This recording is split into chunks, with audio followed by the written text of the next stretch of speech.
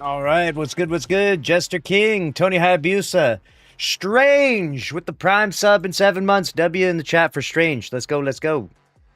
McKinney Sand, Jester, Wingmaster, Faith Weber, what's good?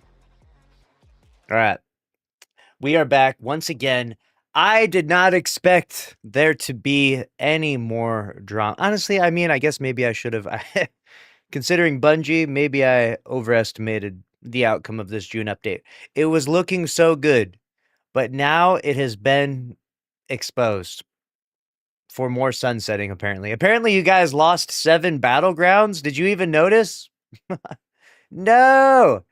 Battleground, Hailstone, EDZ, Cosmodrome, Moon, Europa, Cosmodrome, Orbital Prison. My God. They sunset these 7 activities. If they can't be added to the portal, they could have at least added direct access to them from their respective destination maps. That's crazy, right? That's crazy. That's insane. Thanks again, Strange85. W's in the chat. Appreciate you, bud. Appreciate you, Strange85.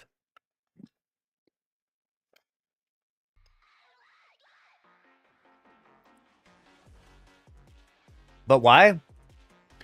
Great question. Why? Because they reworked the UI in the game. Or because they got rid of Vanguard Ops and the Nightfall being removed.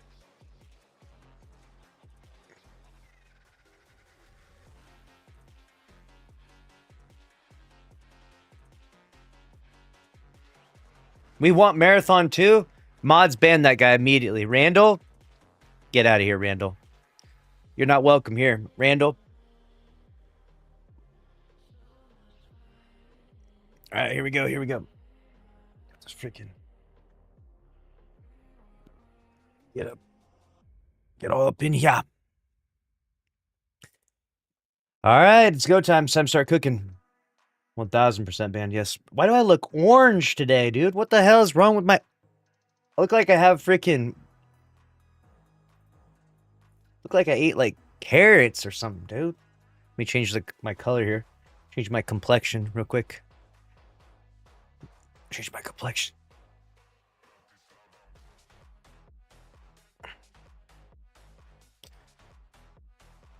Tan go crazy? Yeah, it's just the lighting, dude. We gotta have the... We're trying to have some professional level lighting around here, okay? You guys don't even see the... There's a big lamp over here. It's like this big.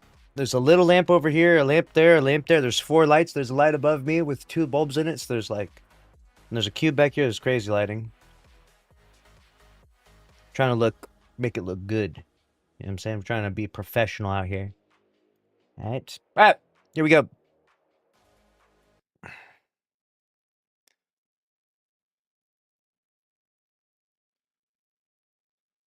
Here we go. Here we go.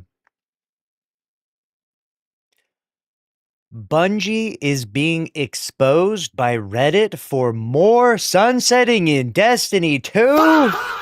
Oh my God. Say it's not so, dude. Say it's not so. This is top trending on r/Destiny the game. 1,400 likes. It ain't looking good, boys. It ain't looking good. I don't think enough people are talking about the 7 battlegrounds that were just vaulted for no reason. Interesting. I was wondering, I thought, why would I have not noticed this? And for me, I've been spending pretty much all my time in Pantheon. So I guess I didn't roam around through the portal. What does it say here? And they were vaulted as a consequence of Vanguard Ops and Nightfall being removed. Okay. So we lost Chosen, Battleground, Hailstone. We lost PsyOps, Battleground, EDZ. You know what's crazy is like these things weren't even mentioned as being removed from the game, so they are probably still in the game files. They're probably just not playable, right? You got PsyOps, Battleground, Cosmodrome, PsyOps, Battleground, Moon, Heist, Battleground, Europa, Defiant, Battleground, Cosmodrome, Defiant, Battleground, Orbital, Prison. And if they couldn't be added to the portal, they could have at least added direct access to them from their respective destination maps. Yeah, that would probably be a good play. What do you think about this? Does this upset you? Does this annoy you? Pretty unusual behavior, I would say. I mean, with Bungie, it's like, when will you learn? When will you learn? Everything that goes into the game, you want to keep everything, ideally, but if you have to lose something, at least be transparent about it, right? I feel like we're at this stage of sunsetting and chaos with them that it's not completely unexpected, but you'd think you would have learned the lesson by now, right? We've been talking about the topic of permanence in Destiny 2 for a long time, which is when things come into the game, people want them to stay. Without permanence, you have just like FOMO, and it's just not very fun. It's also an element of ownership of the game, right? Like when you purchase the game or you purchase something, you want to be able to play that thing. But instead, we know this from the Stop Killing Games movement that's happening right now, where you technically are only purchasing a license, which means that at any point in time, they can pull the rug out from underneath you. But that might be changing pretty soon here. Is it all misunderstanding, though? This person comments here.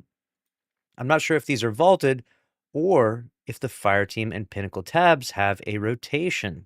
Right, so maybe they're just rotated out right now. The first week, I saw people wondering if they removed all the Onslaught maps except for Midtown, but now we have the EDZ one this week. Can you launch them from Fireteam Finder, maybe? And Angel here, the original poster, clarified saying, no, they are vaulted. The only battleground added to the portal was in the last update. That was Heist Battleground Mars. Onslaught, Reclaim, Expeditions, and Override have rotations. Everything else is a standalone listing. Ooh.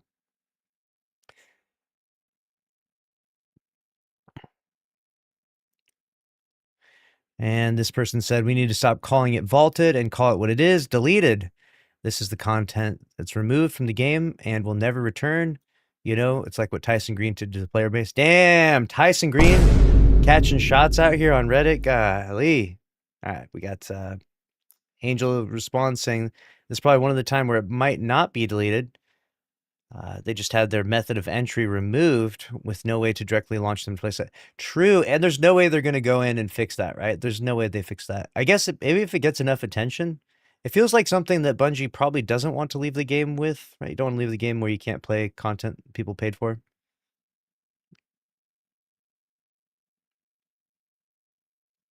Someone said, so there's just no way to run these at all in the game now. That's just sad.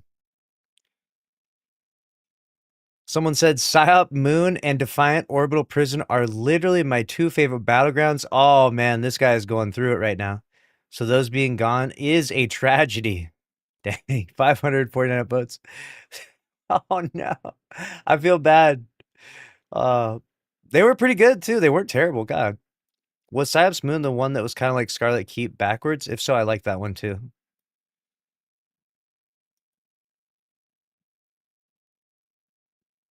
Someone said also rest in peace, Strike Metals. I miss those so much. They were addictive as fuck. Interesting. We lost Strike Metals. We need to make a compilation, a clear list of everything that was Sunset, because I didn't realize what we have lost. I thought, you know what I'm saying? You get so distracted by all the new things, right? It's a masterful psyop, right? An elite, uh, an elite play from Bungie. Destiny 2 will never be a full game, just a patchwork of whatever is left, tapped together flimsily by developers that were always rushed, always about to miss deadlines, always trying to do their best despite all their dumb shit upper management said and did. The final shape of Destiny 2 will be a monument to all the mistakes of the executives. Oh no. Oh man. Says those psyops on OG Grandmaster difficulty gave me PTSD. The Savathun clones can fuck right off. TBH LOL. Oh man. Someone said, sad, I just want the old Grandmasters back. Same, yes.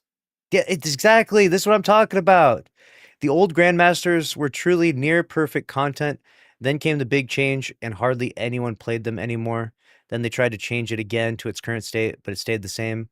Hardly anyone plays the Grandmaster Nightfalls anymore. I really love the old ones. Almost 1,800 clears, over 1,000 Sherpas, and it's all gone forever because Bungie sometimes absolutely fails to read the numbers from their analytics tool correctly and take the wrong decisions. Dang, dude. I like the OG GMs too. This is interesting one from Staryu. They say, I feel like some people are missing the point why this should be a bigger deal. The game is literally over now, so there will be no new additions anymore. Yeah, those are gone. That content is gone. There is no way they're launching another update for that. Sure, seasonal activities like deep dives or nether missing sucks as well, but those were out of the game and inaccessible anyways for years now, right? That's seasonal content that they announced would be leaving, and it does suck that they're gone. Kind of wish that some of that stuff would be back, but it's understandable. At least it was like communicated. Those battlegrounds, on the other hand, were part of the Strike playlist ever since they got implemented, becoming basically part of the core game. While neither of those missions weren't absolute insane bangers, it still is massively tragic that they are now completely lost to time because they couldn't have been converted to the new system quick enough. Yeah, that is insane. In my opinion, especially now with D2 being completely over, the game should have as many activities and missions accessible as possible so that returning and new players can experience all that D2 had to offer that wasn't killed off by the DCV. It's not about saying that the final update was not enough. It's about raising awareness of the things that were lost that simply should have been there in the first place. Yeah, I agree with that one.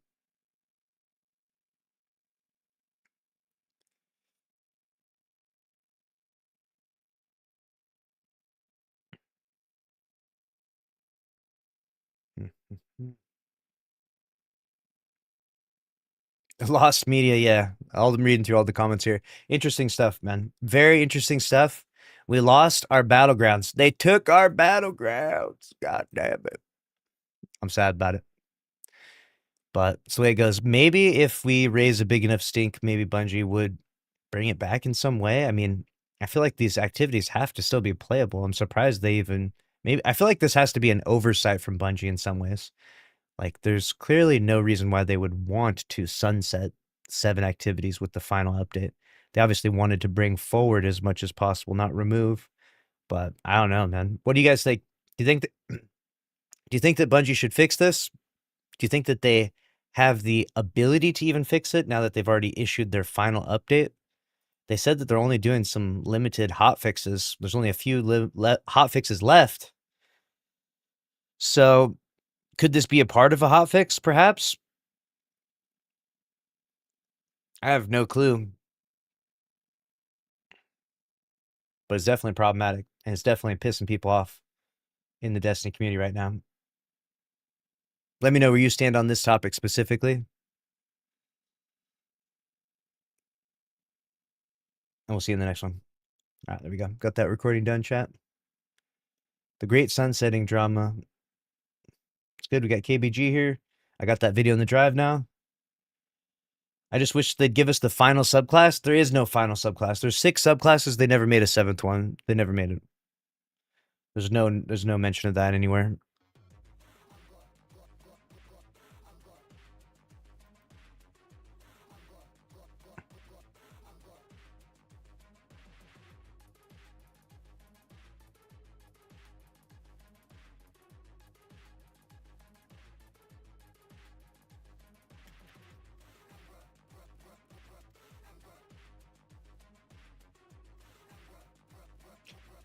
400 viewers and no one is writing anything. Are all the viewers bots? Yes, they are all bots. Type 1 in chat if you're a bot.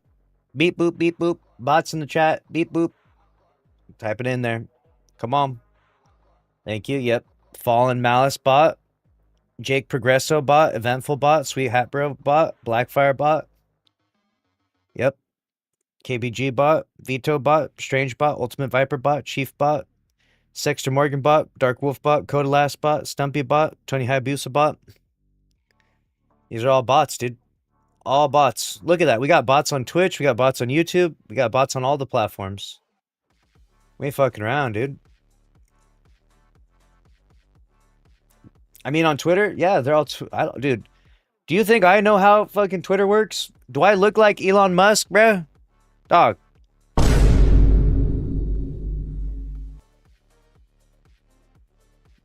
I just click go live. I click a button and then I yap about gaming news all day. I don't know how it works. All right. I'm a bot. Hey, what the? Really? That's insane. That's insane. Guardian down. All right. Here we go.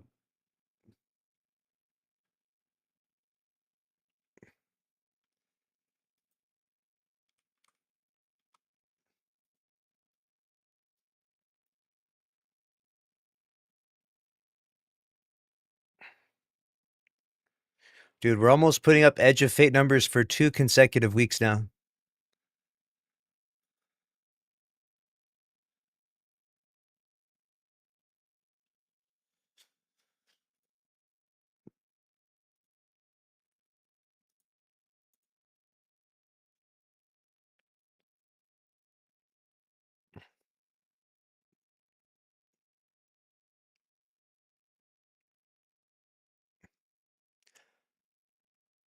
Look at this. This is amazing. This is what I'm talking about, baby. Look at the player population. 2 weeks now. We're going 2 weeks and we are still clearing Edge of Fate numbers. Oh my God. We are so back, dudes. And an important topic that's happened from this, one that we're fighting adamantly, specifically against the marathon players. Look, I'm looking at you, marathon players. You better knock it off on Twitter, all right? A lot of the marathon players are coming out of the woodworks, okay? They're crawling out of the bushes like Homer Simpson, and they're saying, oh, the only reason why people are playing is because game's dead, game's dying, game's over, right? It's not, no. This update is incredible. This update is immaculate. And they're playing for so many more reasons than Destiny 2 being dead. Paul Tassi made an article here talking about the skyrocketing numbers and how they are more than just a finale surge. Destiny 2 is about to achieve something significant. Its final update is about to have over 100,000 concurrent Steam players for 2 weeks straight. 2 weeks straight. We're doing better than Marathon Day 1 launch numbers, just so you know. All right, look.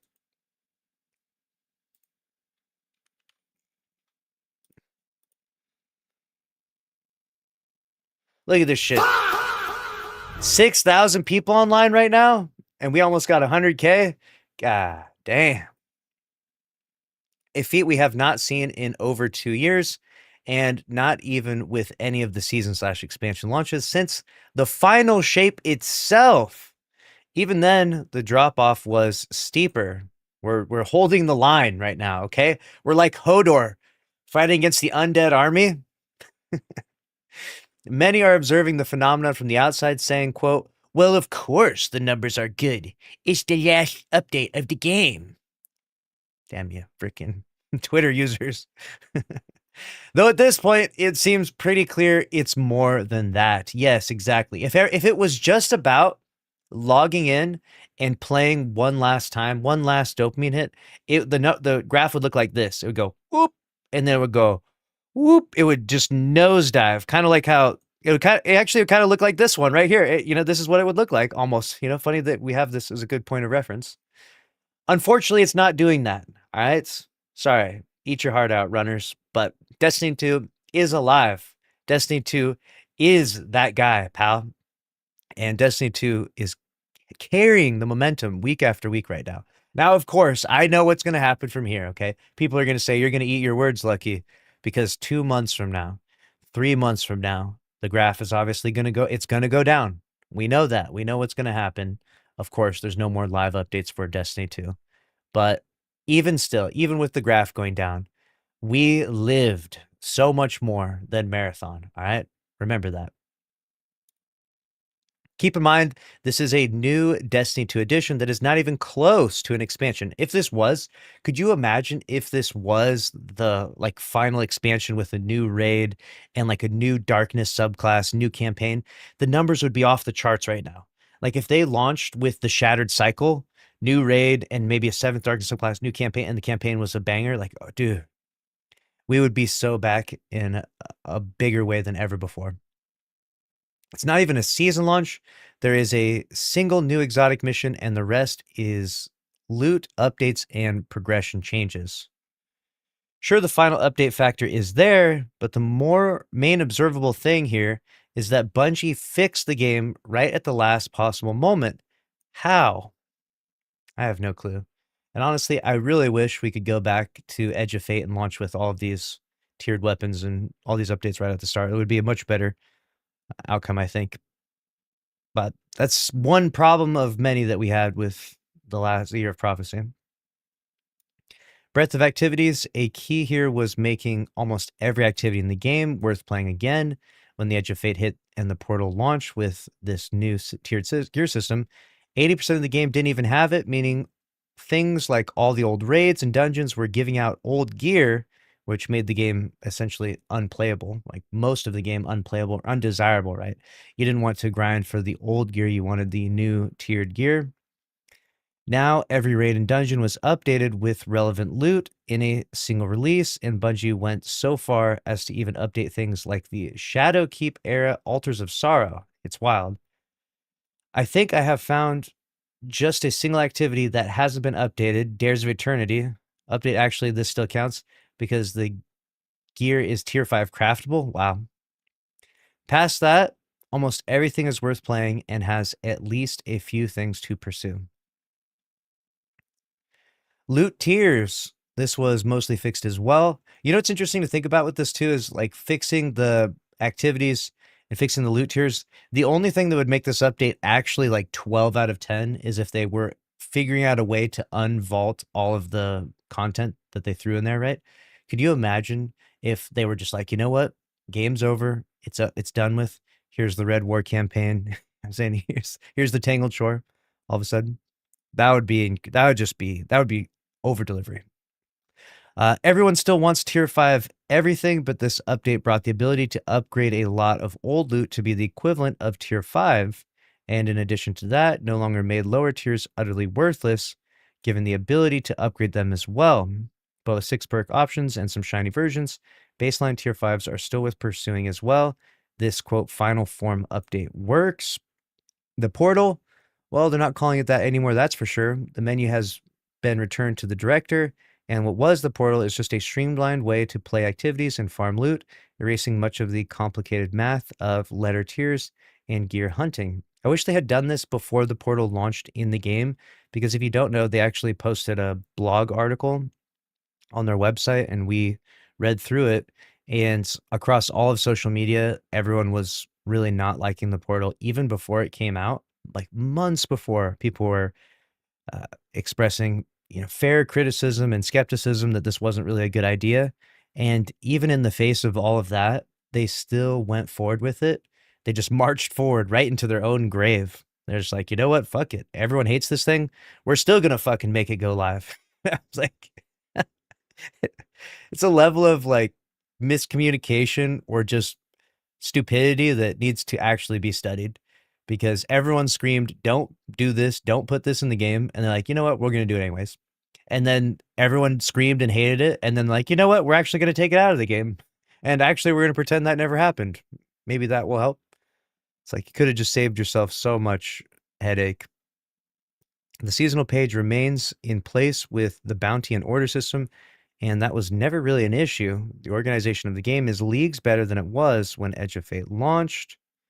Power level, no more climb, at least not one that matters. Power was slowly being erased before this, but now almost everything is a set delta.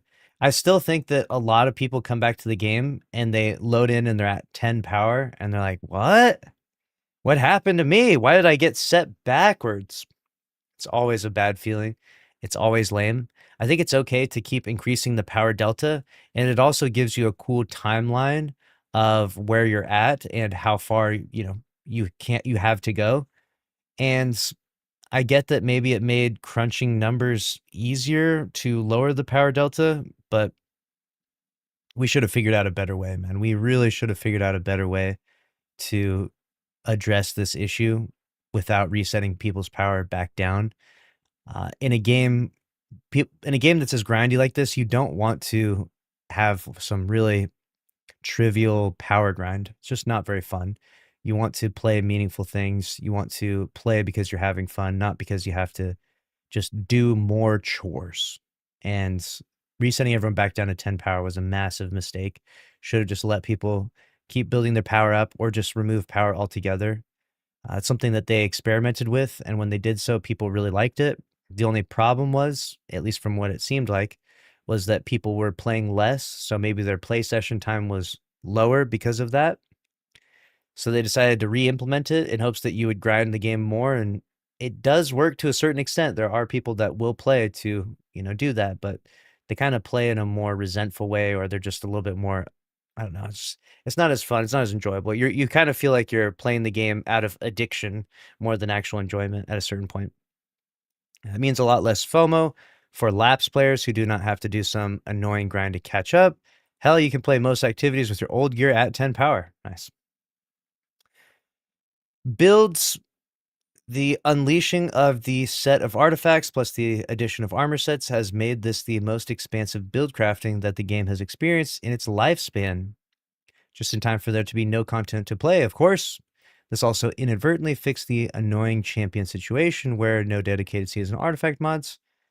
Every gun now has some sort of champion assignment, making that long-running system less annoying and better able to blend with the Banes. Right? People have always had it out for the champions. They didn't really like the restrictions that it required you to use. It did create an interesting dynamic in some ways where you kind of had to meticulously think about what you're using. So I think that in higher end stuff, I didn't hate it too much for a while.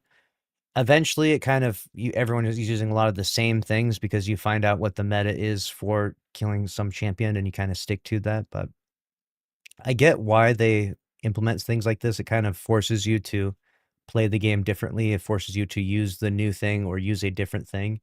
So it makes sense in general, especially when you try to make content harder and harder. But overall, people didn't really enjoy the restrictions from champions. So uh, removing that and having the season artifact mods all be unlocked has definitely made build crafting crazy. Build crafting has gone to the next level. More than being some grand finale, players are playing Destiny 2 right now and sticking with it because the game is fun. More fun than it's been in years. And that's with 95% of what we're playing here being often lamented recycled content.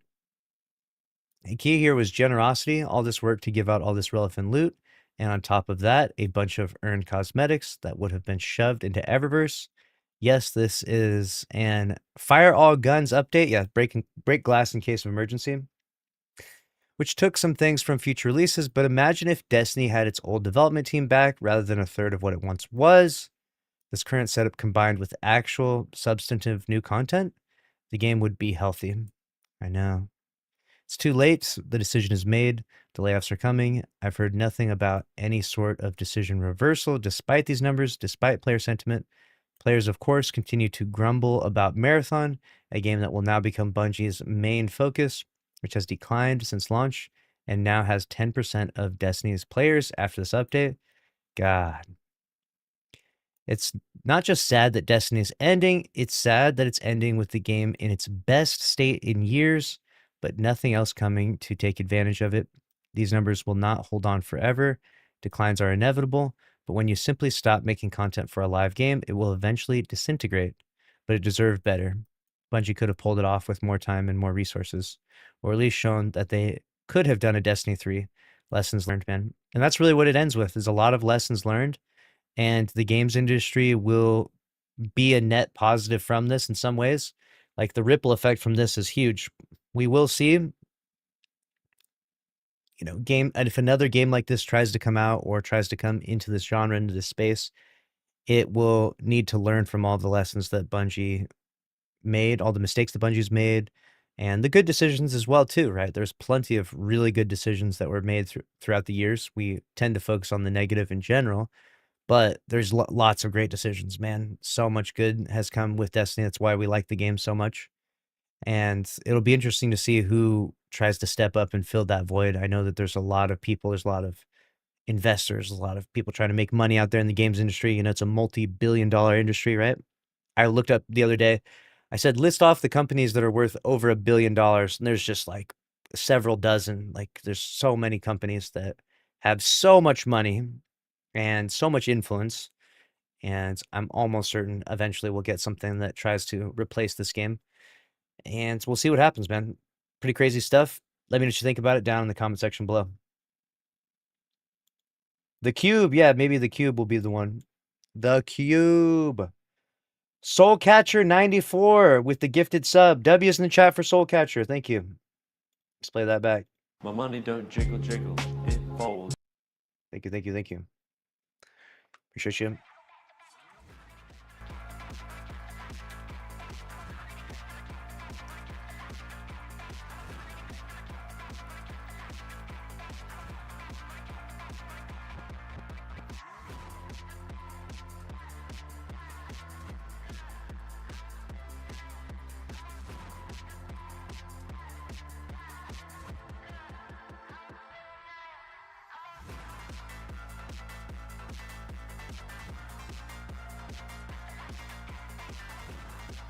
Awesome, awesome.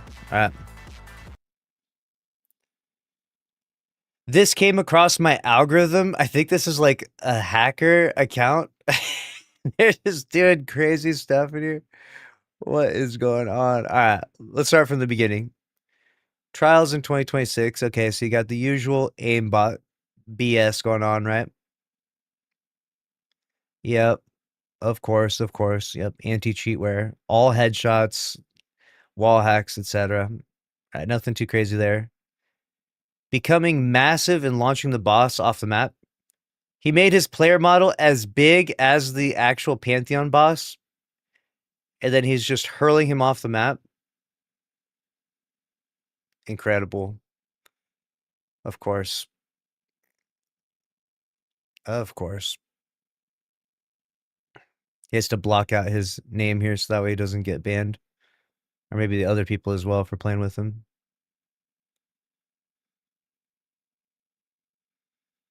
Jeez, he's out there. This is showing people in the cistern the new 1000 Voices catalyst.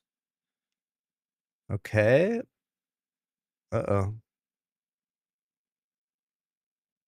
Oh my god. I don't think that's how that's supposed to work. Oh god. How to complete Pantheon in 2026. Oh no.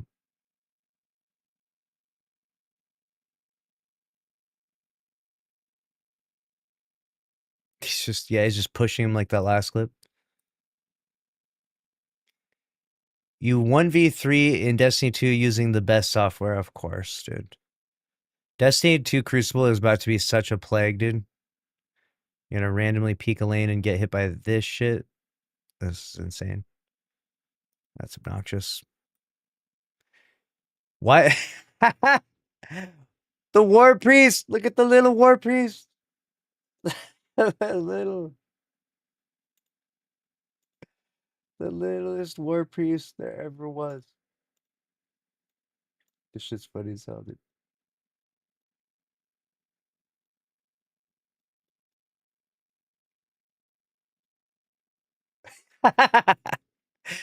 This is actual jokes right here, dude. This is actual jokes right here.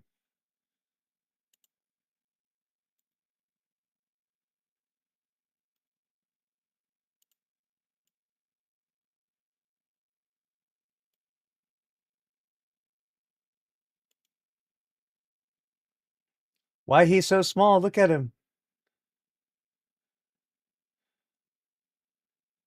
His little stomp.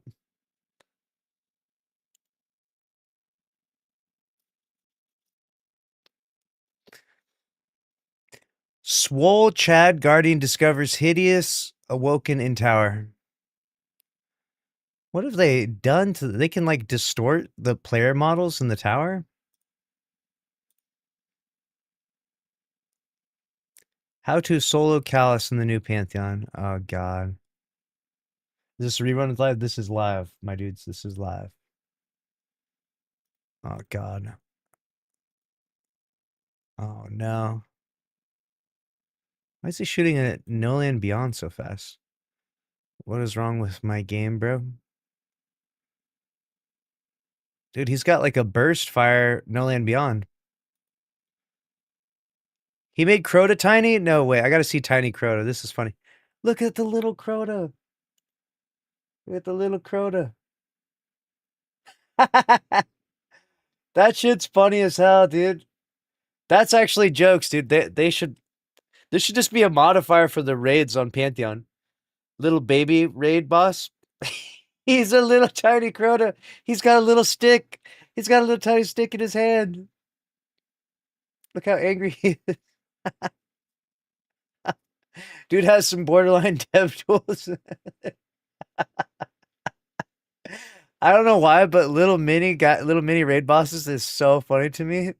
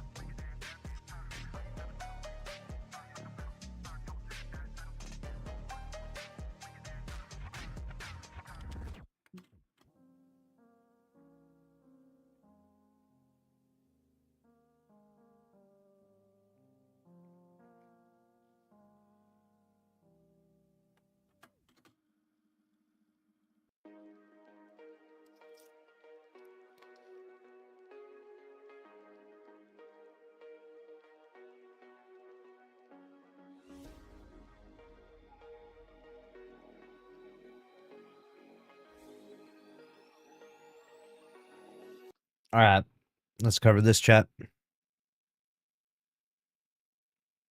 Here we go. Here we go. You ready? This is wild. The ex-Bungie senior narrative designer has given a storyline that they never shared before, something that they apparently didn't pitch, but it's pretty crazy. They said, I had an idea I never got to pitch, pretty sure, about a post the Final Shape story involving a human guardian risen by a hive ghost. Ooh. They'd have had an antagonist role for a while, and then in one story beat, get their helmet knocked off / broken to reveal it's Amanda. Dang. Amanda Holiday comes back. She was resurrected by a hive ghost. Would she look different? Would she still be the same though? The hive ghost would have been crazy. What does that mean? What are the story implications? Would she therefore be team hive then? Like she would be, damn, that'd be kind of wild, huh? Worms for hair? I don't know if that's accurate. My idea would have centered Crow on the other side of the do we tell him dilemma, all while trying to figure out what this renegade guardian was trying to do. Had the idea she'd have armor that made her look like a loosened hive back before those cosmetics existed. Interesting.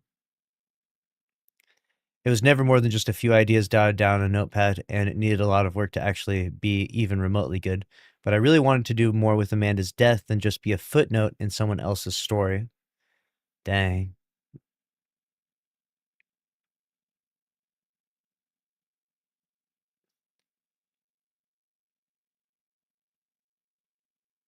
I feel like in a lot of ways it would have been a rehash of Crow, though, because she wouldn't remember being Amanda.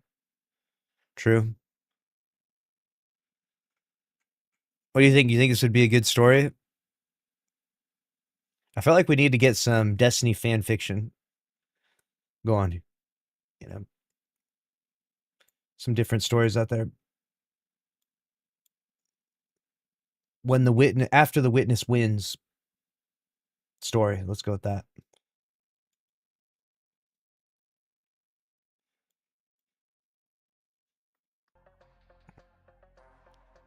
Got to create Destiny 3 with Claude and Roblox. That's what I'm saying. We're gonna get to a stage where Roblox is. We're gonna have Destiny 3 and Roblox at this point. I don't know about Claude. Claude seems to be like light years behind, but maybe in like 5 years from now. How crazy is that to know, chat? Like, as insane as this sounds, how unfathomably bizarre is it that the most likely outcome of us ever getting a Destiny 3 is from Roblox or AI? That's our best chance. Is Roblox or AI making it? That's how we get a Destiny 3. Like, what kind of a world do we live in? Did you see that Roblox game I played yesterday? Oh, I don't know if I put that video in the drive. Let me make sure I put that video in the drive. That's a good one. Today is 6/22. So what did we do yesterday? Here it is, I think. This is a... Yes, good. Let's put that in the drive. I was busy yesterday, so probably not. Oh, you didn't see that? Dude, we were playing this, like, shooter game in Roblox that's, like, super high quality. Like, it doesn't even look like a Roblox game. They should turn over the development tools and let us do it. I'll do it. Fuck it. I don't know how to make anything, but I'll figure it out, dude. I'll watch a YouTube tutorial and I'll become a game dev. Fuck it. If I have to, just make Destiny 3.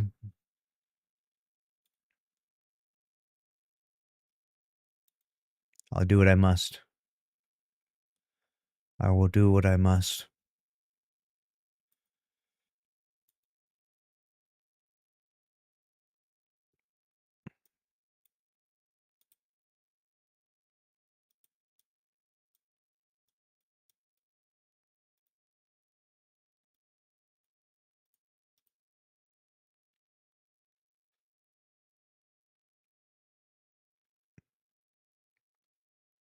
All right.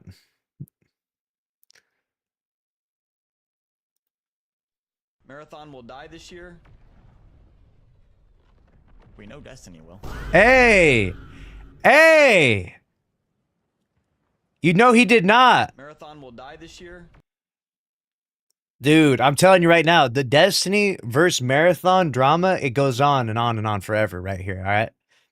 Look, Marathon will die this year. That is true. And yes, Destiny 2 will die. But at least Destiny 2 lived. All right? At least we didn't... at least we weren't DOA. At least we had a moment. All right? You guys, you were cooked from the beginning. I joke, of course, though. It ain't that serious.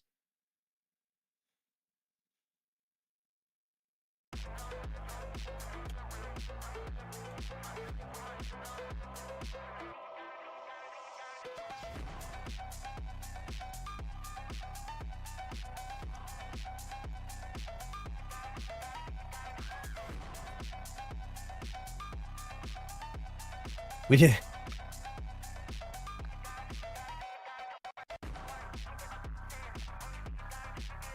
What's good, Readarm?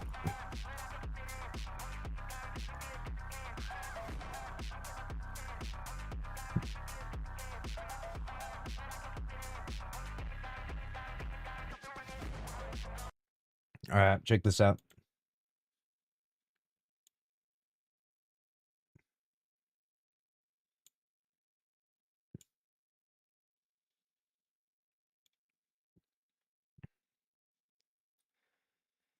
They're putting AI teammates in PUBG now. Check this out.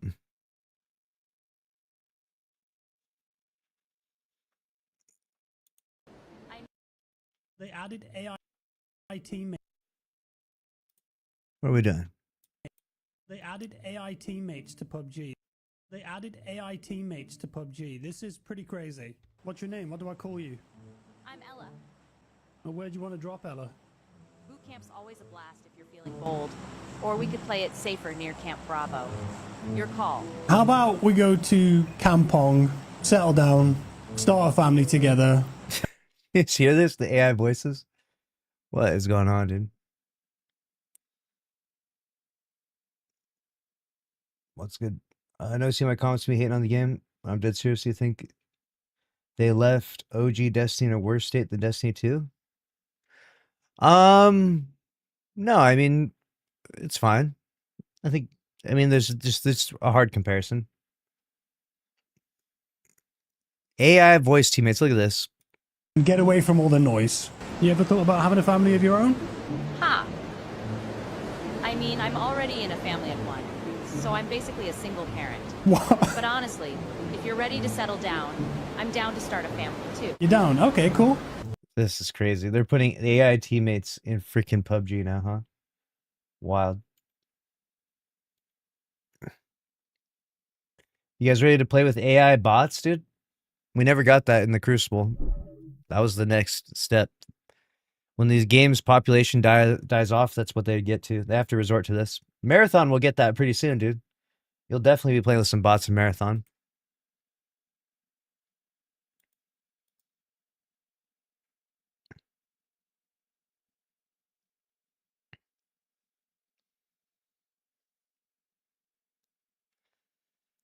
This is crazy.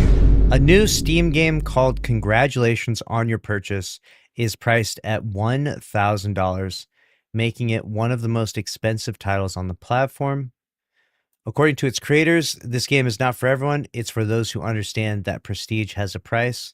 They also describe it as the most expensive game on Steam. Players enter a palace, walk a red carpet, and see their names displayed for future owners. No idea if this game is a joke or social. You know what? Can we buy it for 1,000 and then refund it after like an hour and 59 minutes?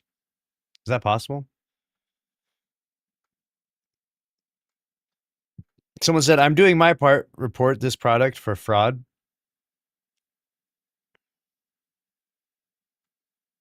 Crazy. Why do people run these weird scams?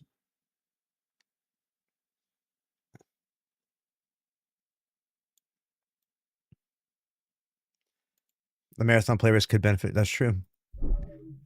Should we log in and play some Destiny 2 then? Let's do that.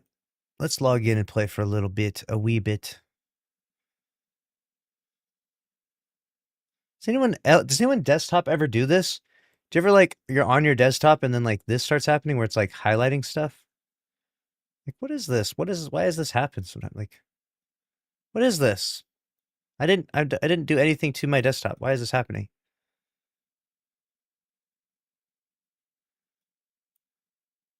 You know? Anyone do? I swear this happens to me too frequently.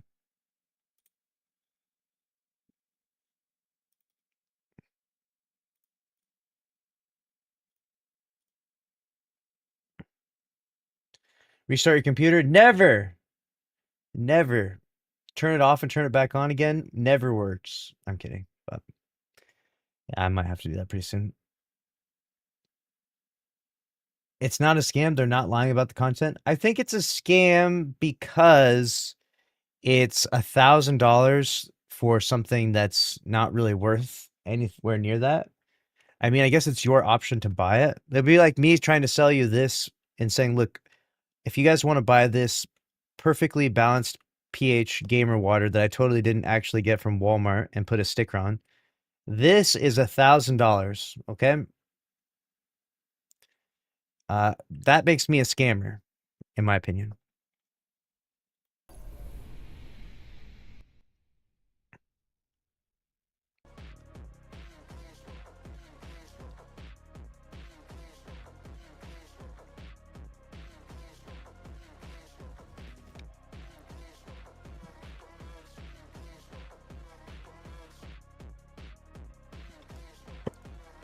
You obviously love this game too much to believe they left Destiny 1 in a good state. I mean, you're going to leave a game like a multiplayer game is harder to leave in a good state than a single player game. Single player, it's like pretty straightforward. You just leave it. Live service is much more difficult. Live service multiplayer game. Think about this. How will Bungie leave Marathon when they leave it? Do you know how difficult that's going to be? How weird is it going to be when you roam around in Marathon, you can't find a match, right? Damn, that is a ugly looking character. God damn.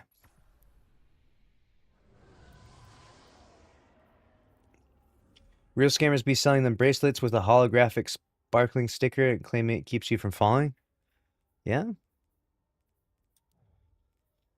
Should we cheese some more Pantheon?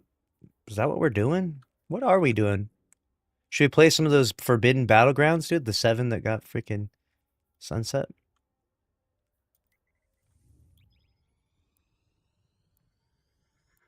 SpaceX is a scam, LOL, worth 1.7 trillion, but actually losing $4 billion a year. I mean, I don't know about that one. Not sure.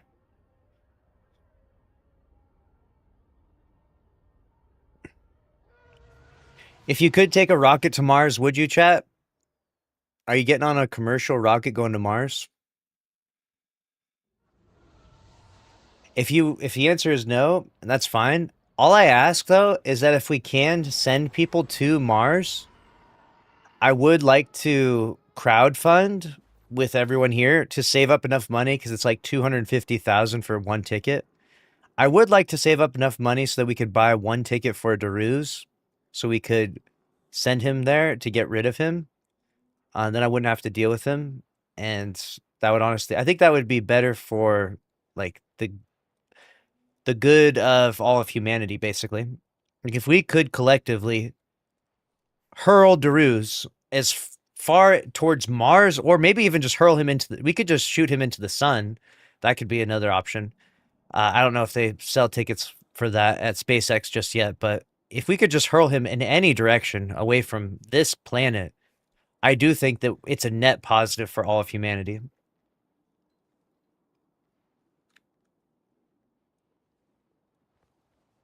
Let's all go to Mars, dude. I feel like going to Mars, I feel like the first, 10 years going there, it's going to be kind of whack, right? Like it's kind of like going to like a third world country, you know? It's not going to be fire going to Mars right off the rip. Maybe after they get a little bit of infrastructure set up there, maybe they get some like fiber internet laid down. Maybe they get some, I don't know, like, you got to have some like roads and shit. Like it's going to be kind of weird for the first 10 years, right? Apparently they're going to send robots up there and the robots are going to build stuff, which is actually kind of crazy.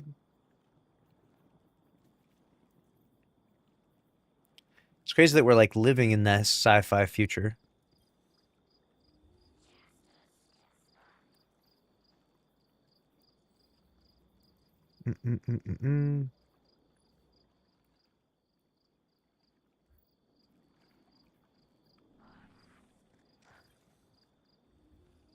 What should we do? What should we do? I haven't played enough SRL.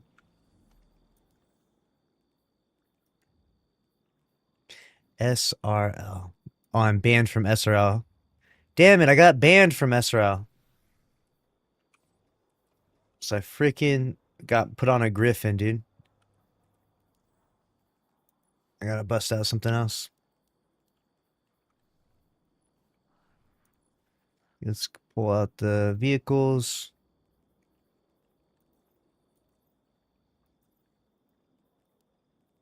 What do I got here?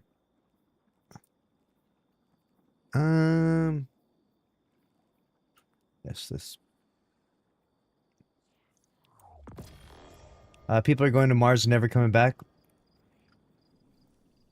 They'll live the rest of life. I mean, I feel like the first few generations going to Mars, like it's not going to be that crazy in terms of fun. But after a while, it would probably be fine up there, right? After a while, it'd probably be fine. I imagine. I feel like Earth will definitely be the meta for a bit, though, right?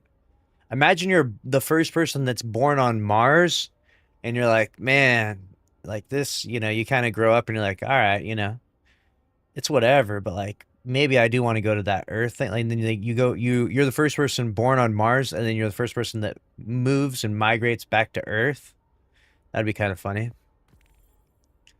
Do you have to have like a specific passport to go back and forth? Like a space passport? Mars is half the size of Earth. Is it really? Wow, I kind of thought it would be bigger. It's crazy that it's half the size.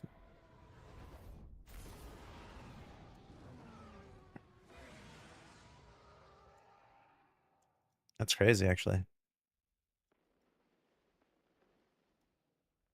If you're born on Mars, you are a legend at that point. I mean, eventually there will be plenty of people that are born on Mars. Eventually there will be. Like, it's not like it changes your anatomy or anything, you know?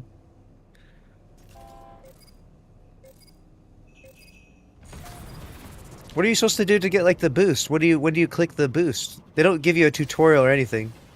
They just throw you out there.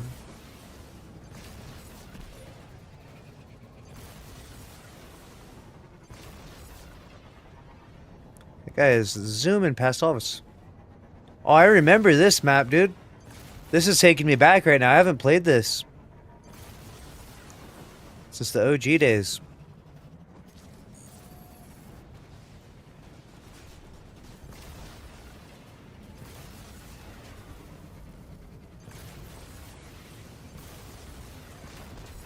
Oh, I'm about to fall off the map. Mario Kart style. Trying to read the chat while also trying to play SRL is probably a mistake. It's probably going to lead to me getting 6th place. But you know what? I'm more here for the experience than the competition, you know?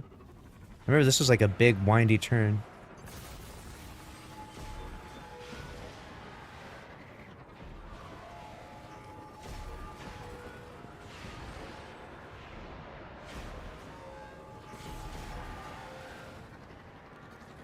You're supposed to do tricks in the air?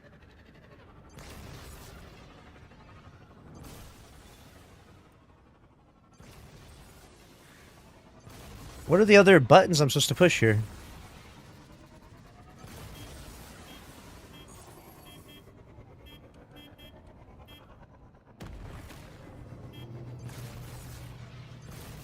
Don't read and drive, dude.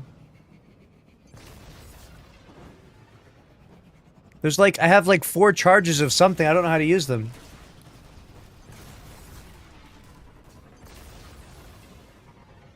Oh, it's the side charges. Oh my, I think I just died in SRL.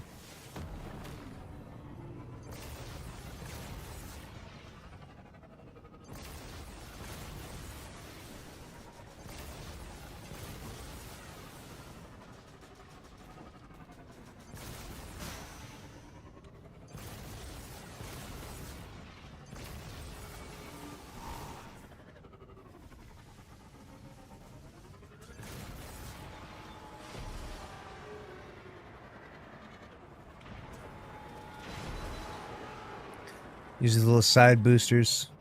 How do you do tricks in the air? What do you push for the tricks in the air? What is the button for that? What's the drama? They sunset like 7 different battlegrounds.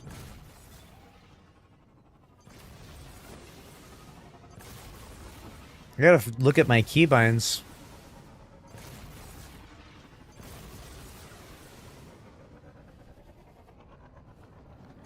Use the arrow keys?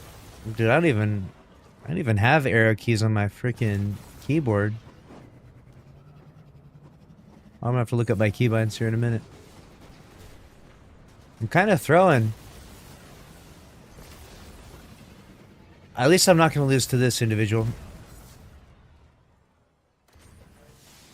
Yeah, there's a wall there, chat. Alright, I'm okay.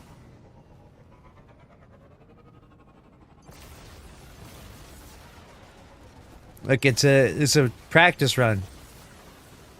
It's a practice run. It doesn't count. Why do they put the wall there every time in my path?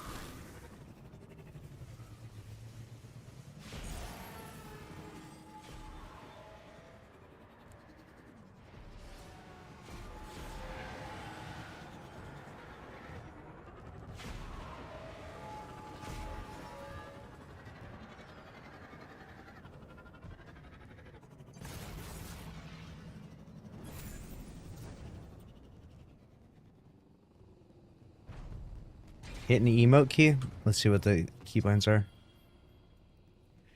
Let's see what the keybinds are.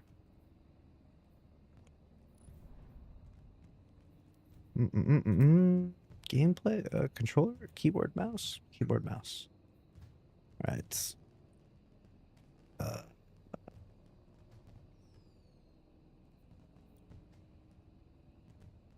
Vehicle.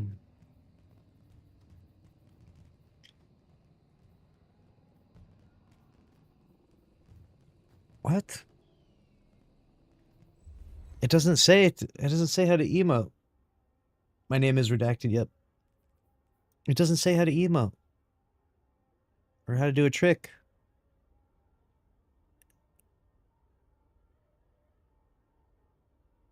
Oh, vehicle trick 1, 2, 3, 4. Okay. All right. Now I know. My name is redacted. Yes. Now I got it. Now I'm ready for this.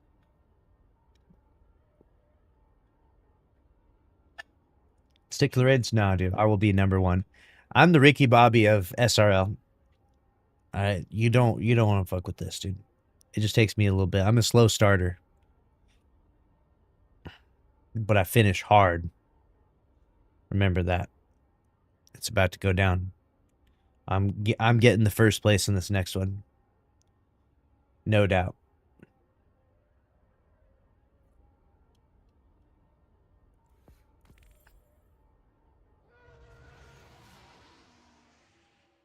The Steam Machine will go on sale June 29th with 2 models. 512 gigabytes for $1,049. 2 terabytes for $1,349.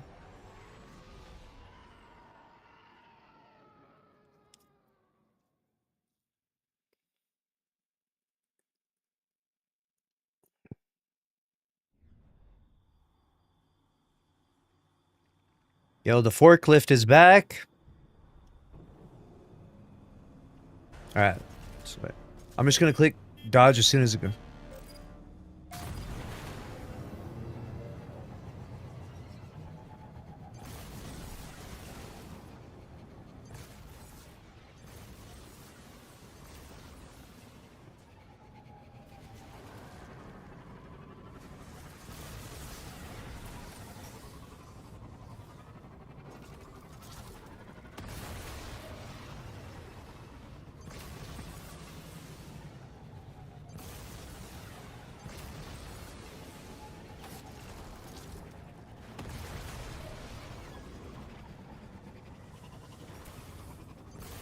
There's freaking wizards and shit in here. Dude, what? What is going on? I'm so screwed now. I'll never financially recover from this.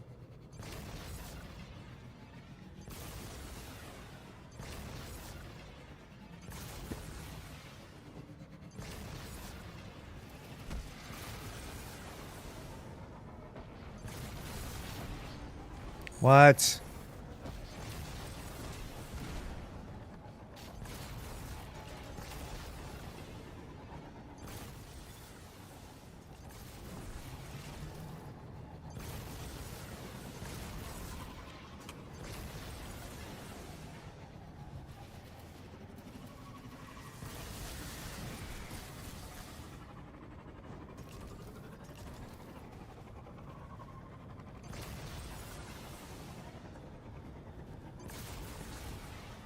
How are they boosting? Like, are they boosting? Like, I don't even know what button that is, dude.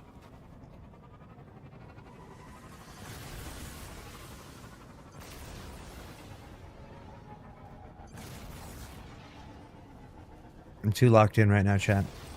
I'm in first place somehow. What is going on?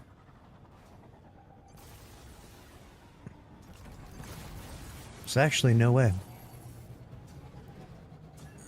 That 1000% should have landed.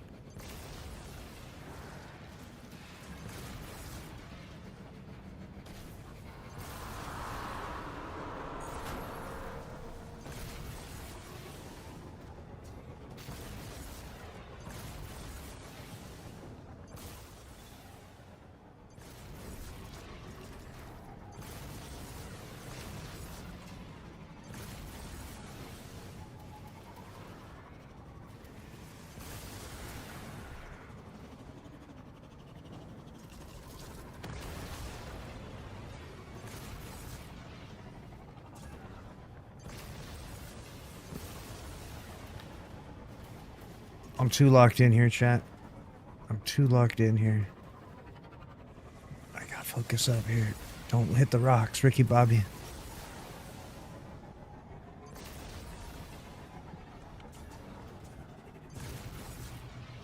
Oh, he pushed me out of that. That's messed up.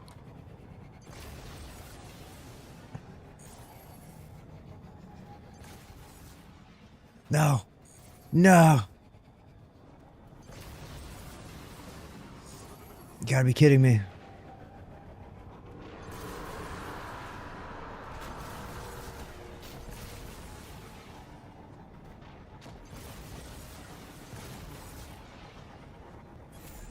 Okay, at least we didn't go last. At least we didn't go last. Not bad. We'll take it. Got our sparrow horns, dude.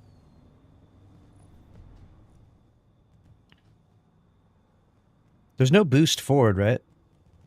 You can only boost side to side, I believe.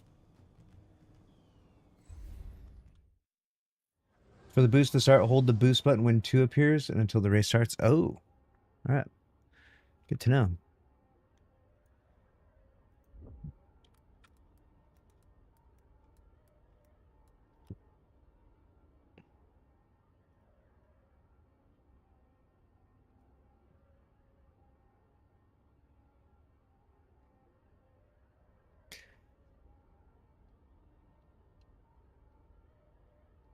Did they just announce the cost of the Steam Machine?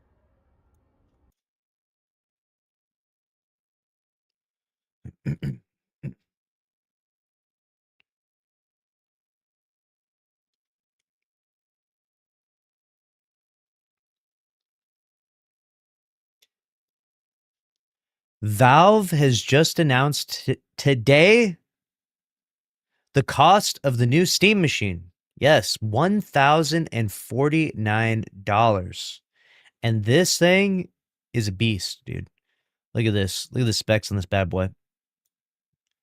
Holy, you're going to be able to play, obviously, Steam games, duh, but also console games as well on this. This is going to be incredible. So you can get that model. You can get $1,128 with the controller included. You can get the 2 terabyte version, which is $1,349. Now, is this better than a pre-built? Could you buy a pre-built PC for the same price? Of course, the same price, but the same specs? I'm not sure. We'd have to do a price point breakdown. But I imagine they're not going to like just make you pay for it. Like Valve usually does a pretty good job of doing consumer friendly practice. I'm sure they're not just making it some overpriced machine. Like this should actually be a really good deal. This should definitely be worth the money. And yeah, 2 terabyte plus the controller is 1,428. Damn. Dude, I'm joining the list right now. Join me on that list. Oh, wait, 2 terabyte plus controller? I don't know if I need that one. Join me on the list for all of these, dude. Join me on the list for this. Join me on the list for this. Join me on the list for this. PCs are a lot more expensive now thanks to the freaking graphics cards. Thanks, AI data centers. Thanks, Chat GPT. You're using up all our water, making our damn gaming consoles and PCs more expensive.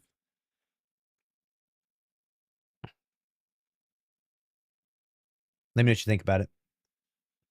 You buy one of these bad boys? Or what? That 16 gigabytes DDR5 is pretty fucking nice, dude. That's not bad. 8 gigabyte GPU.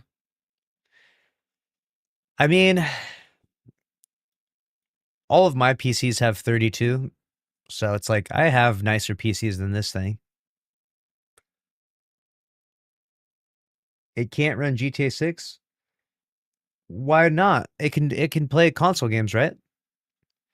The Steam Machine will be able to play console games, correct?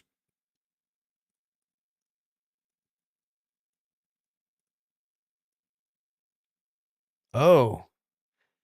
Oh, wait a second.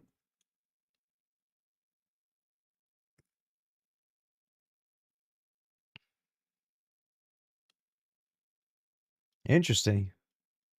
Dexerto announced it won't? Really? Oh, shit. So it's just a PC then? Is that it? I thought it was going to play console games. I thought that was the whole point.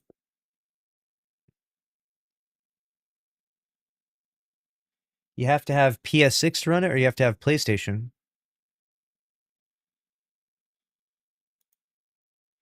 Dude, this thing was originally going to be $750, but because of the fucking price increase, it's 1,200. Curse you, AI data centers! You are making gaming completely fucking inaccessible. Fuck, dude. This would have been peak at 750. God damn.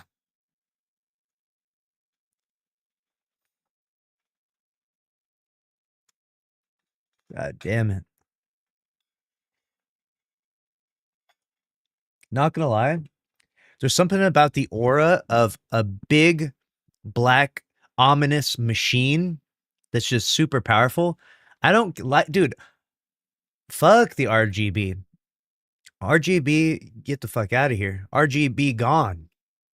I like my PCs, they're just all blacked out, dude. All blacked out. I don't need my PC to function as a fucking light show. I want the PC to just, I like the ominous vibe, dude. It's got like the the pyramid ships vibe to it, right? Literally, this has like pyramid ship aesthetic to it.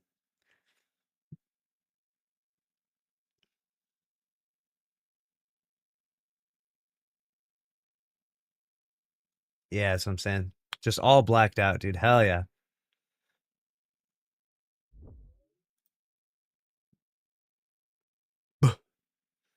Eye-watering $1,000 price. That sucks, dude. Gaming is so fucking cooked right now. The cheapest fucking Steam machine over $1,000. God damn it.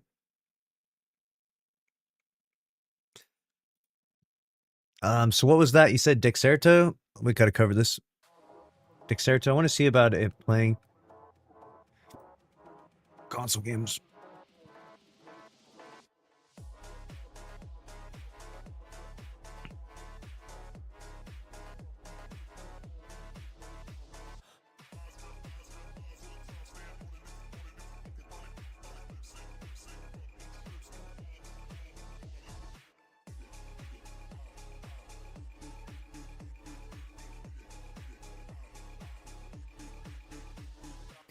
So wait.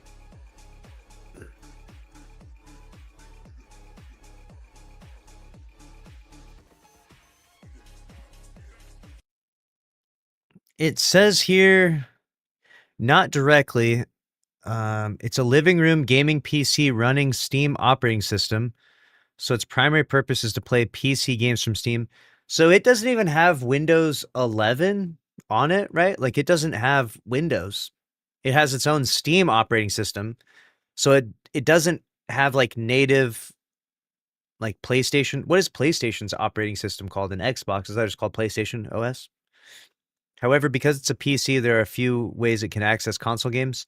The Xbox Game Pass is cloud streaming, can be potentially used through a browser, similar to how people use it on Steam Deck. Emulators can run older console games that you legally own. SteamOS devices have a long history of supporting emulation. PlayStation and Xbox Remote Play may work if you already own the console and Steam games from it. What it cannot do is natively play PS5, Xbox Series X, or Nintendo Switch cartridges / discs the way those consoles do. For example, if a game launches only on PS5 and Xbox has a PC version such as GTA 6 at launch, you won't be able to buy it on Steam machine and play it natively.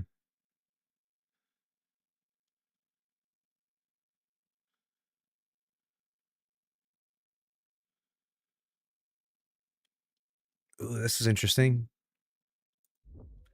Games radar is fire. Yeah, it looks nice.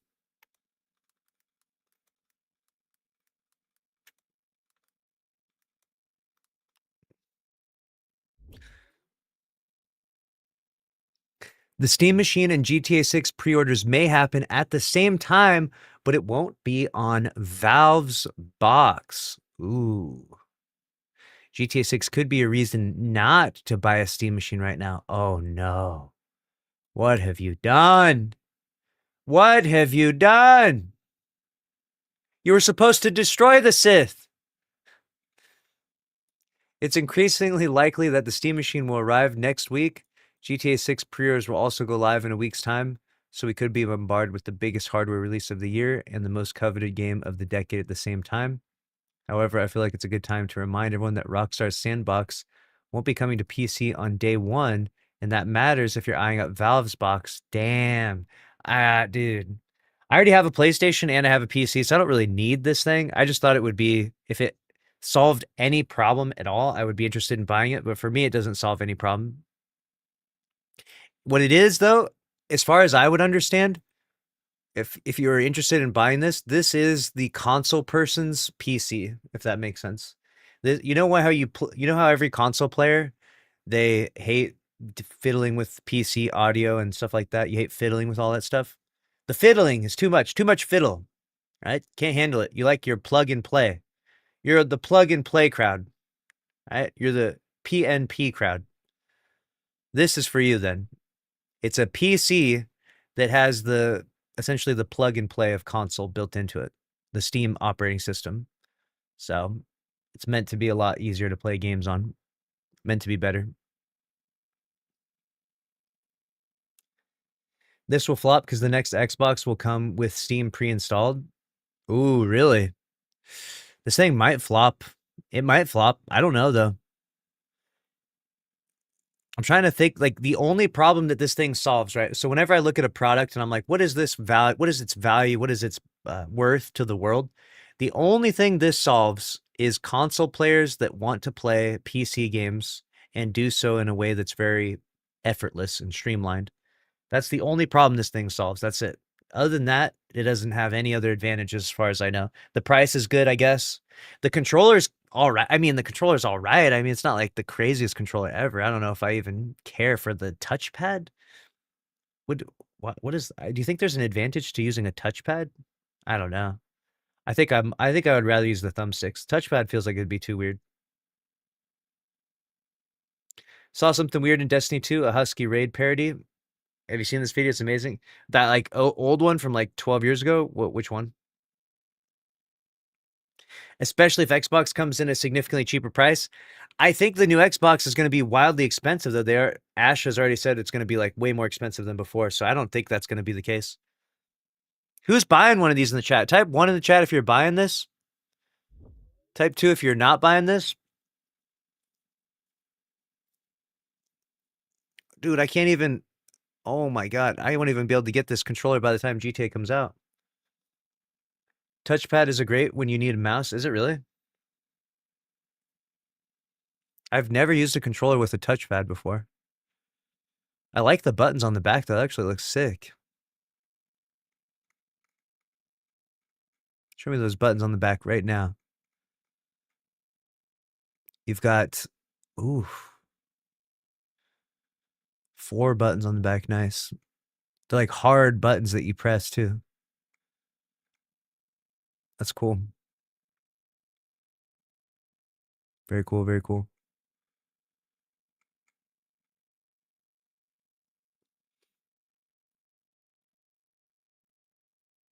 Could not get me to spend over $800 on console. How much was the Switch 2? How much was that thing? How expensive is a Nintendo Switch 2?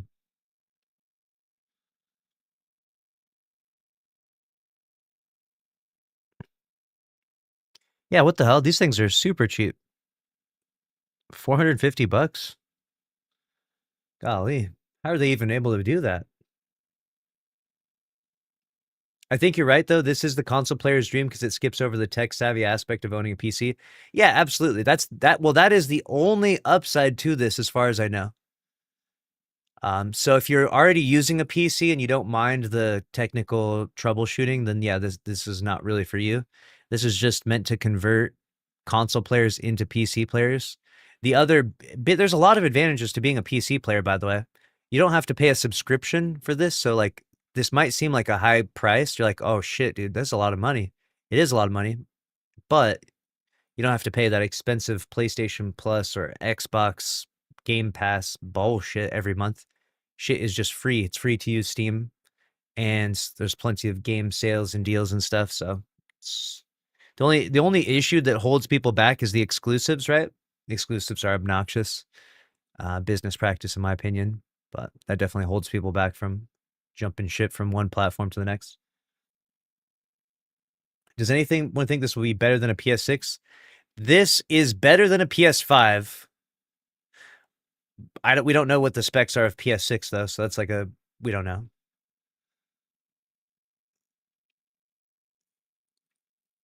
Let's see if we get a breakdown. How much better are the specs of the Steam machine compared to the most powerful PlayStation 5, like the 2 terabyte Steam machine compared to that $900 PS5?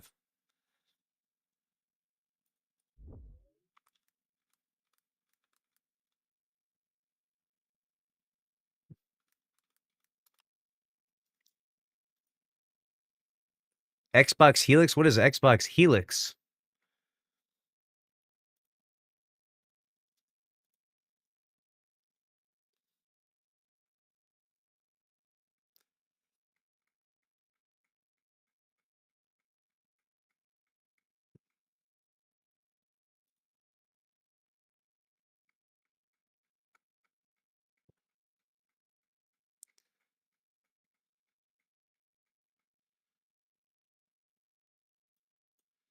Where is this at? Store? Buy consoles.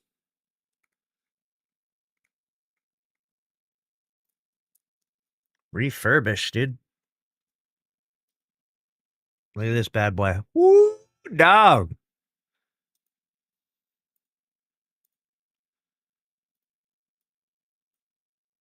Yeah, this bad boy.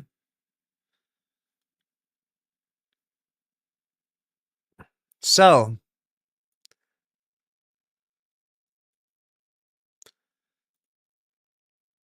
the specs, dude. Here it is. This is wild. The Steam machine has just dropped their price, $1,350 for the 2 terabyte. How does it stack up against the 2 terabyte PlayStation 5 Pro right now? $900. All right, so obviously a pretty hefty price difference there, $450. What are you getting is the difference? The Steam machine has an AMD Zen 4 6-core 12-thread, and it's up to 4.8 gigahertz. The PS5 Pro has an AMD Zen 2 8-core 16-thread. You've got for the GPU RDNA for the Steam Machine 3, 28 compute units. And for the PS5 Pro, you have a custom RDNA based GPU, 16.7 teraflops approximately. For the RAM for the Steam Machine, you got 16 gigabytes RAM, DDR5 plus 8 gigabyte DDR6 VRAM. For the PlayStation 5 Pro, though, believe it or not, 16 gigabytes GDDR6 plus 2 gigabyte DDR5. Both have 2 terabytes of storage. The Steam Machine has 2 terabyte NVMe solid state drive, whereas the PS5 Pro has a 2 terabyte solid state drive. Their target performance is 4K with 60 FPS. And the PlayStation 5 Pro does also have 120 depending on the game. Now, obviously, the Steam Machine's not going to be capped in the same way. Like, it'll be uncapped frames. So you'll be able to, play a different game and see how much frames you get for it. Pretty hefty price difference. Do you think people are going to be buying this thing up? The main selling point for this thing, if you don't know, is console players, right? The PlayStation players, the Xbox gang. They struggle to jump over to PC because of how complex it can be with setting up all the troubleshooting audio, download this, download that, update Windows, turn off this setting, turn on that setting. There's a ton of customizability because of Windows 11 being the operating system that is not designed specifically for gaming. It has gaming in mind when they create Windows, but it's not designed for gaming. It's designed for, complete use of your computer, to use it with the internet, to use it with, millions and millions of different programs. And so because of all of that customizability, using Windows 11 is kind of a headache at times. And when you're trying to just, sit down, plug and play, turn on your game at the end of a long, hard workday, it's a little bit obnoxious when you got to do a bunch of troubleshooting. So PCs can be a nightmare at times. So this solves that problem. The Steam machine solves the problem by creating an operating system, which is Steam's operating system. And effectively, you're going to turn this on just like you turn on your console. You're going to push the button on it right in the front. And when you push the button, it'll turn on. And just like your console, you'll have a new operating system. It won't be Windows 11. It'll be Steam's operating system. And then you'll be able to select your game library and click launch game immediately and just play your PC as if it was a console. So that's the appeal to this. It won't be available on GTA 6, we just found out. So that's actually, that might hurt. That might hurt. If you're considering buying this and you're like, I really want to get ready for GTA 6, I want to play that game on day one. Remember, it won't be available on this. It will not be available. There might be some workarounds where people are able to figure out a way to play it, but you'll definitely want to own a console for GTA 6 day one.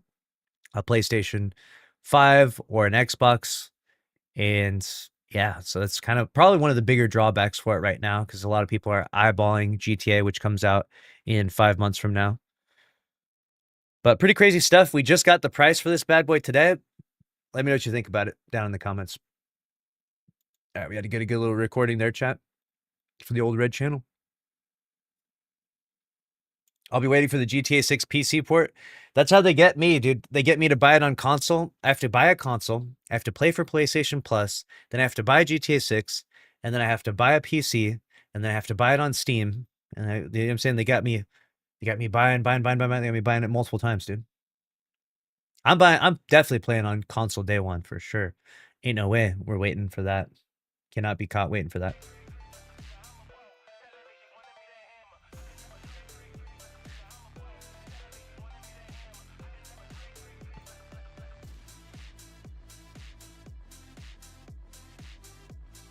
Haven't owned a console since 2016, really?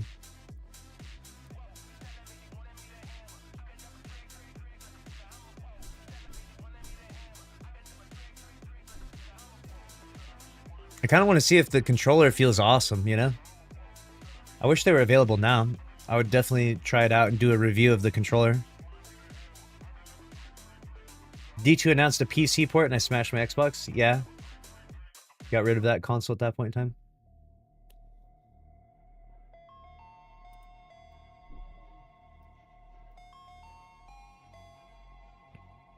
All right.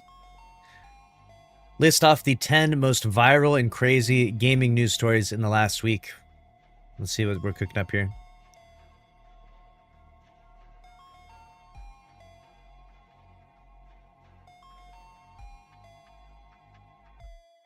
I forgot to turn off my auto renew for PlayStation Plus and they hit me with the $160. That's tough. So we got Xbox reportedly preparing for another major round of layoffs. That one's going to be brutal. A bunch of studios are getting shut down. That was big news. Rumors of Xbox studio closures. That's brutal. We talked about that. Valve officially reveals the Steam machine price. We literally just talked about that one. That was a good one. Marathon Season 2 struggles continue. Yeah, let's do that. Bungie had to disable part of Marathon's endgame after players discovered a bug. Oh, wow. Yeah, this one's interesting.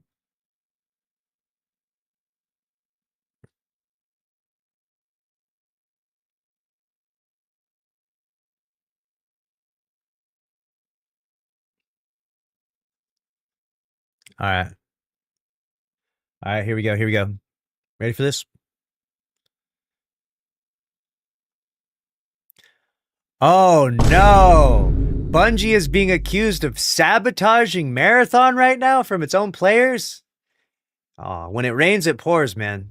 What is Game Rant talking about here? Bungie's Marathon hasn't had the greatest of starts. Really? You don't say. And players are now accusing Bungie of sabotaging the game with the way its Season 2 update has been handled so far. If you don't know, Day 1 was absolutely brutal. They launched Day 1 of Season 2, probably the worst launch I've ever seen from a live service game in the history of live service gaming. It's truly impressive. Jeff Keighley needs to give them awards specifically for how to fuck up live service. A visually standout PvP VE extraction shooter, that's one way of saying it. Marathon is kind of a follow-up to Bungie's first ever release, the 1994 Mac OS classic Marathon. Why couldn't we have gotten a remake of Ganop instead? Honestly, I'd be playing that Ganop. Though the franchise's pivot towards live service coverage has been troubled, to say the least. Whereas Destiny 2 had been the studio's flagship project for the better part of the last decade, that balance changed in April 2026 with the most veteran Bungie devs switching over to work on Marathon. Oh, man. Guardian down. Destiny 2 is now functionally finished with all live service features concluded and all future content canceled, much to its player base's chagrin. What are we inventing words now? At the same time, Marathon is having a hard time maintaining a healthy player base of its own. Bungie is mishandling Marathon's live service updates. Players are unhappy. What are they chirping about over here on Twitter? I'm sorry, I hate to say this again, but the rich get richer. Why do we keep aimlessly nerfing loot and XP over and over again? Don't get me wrong, I'm Cradle level 60, but like it's going to be harder for people that are behind to catch up with these changes. No, just my opinion. So if you don't know, they got this Cradle system set in there and people were cheesing it pretty early on.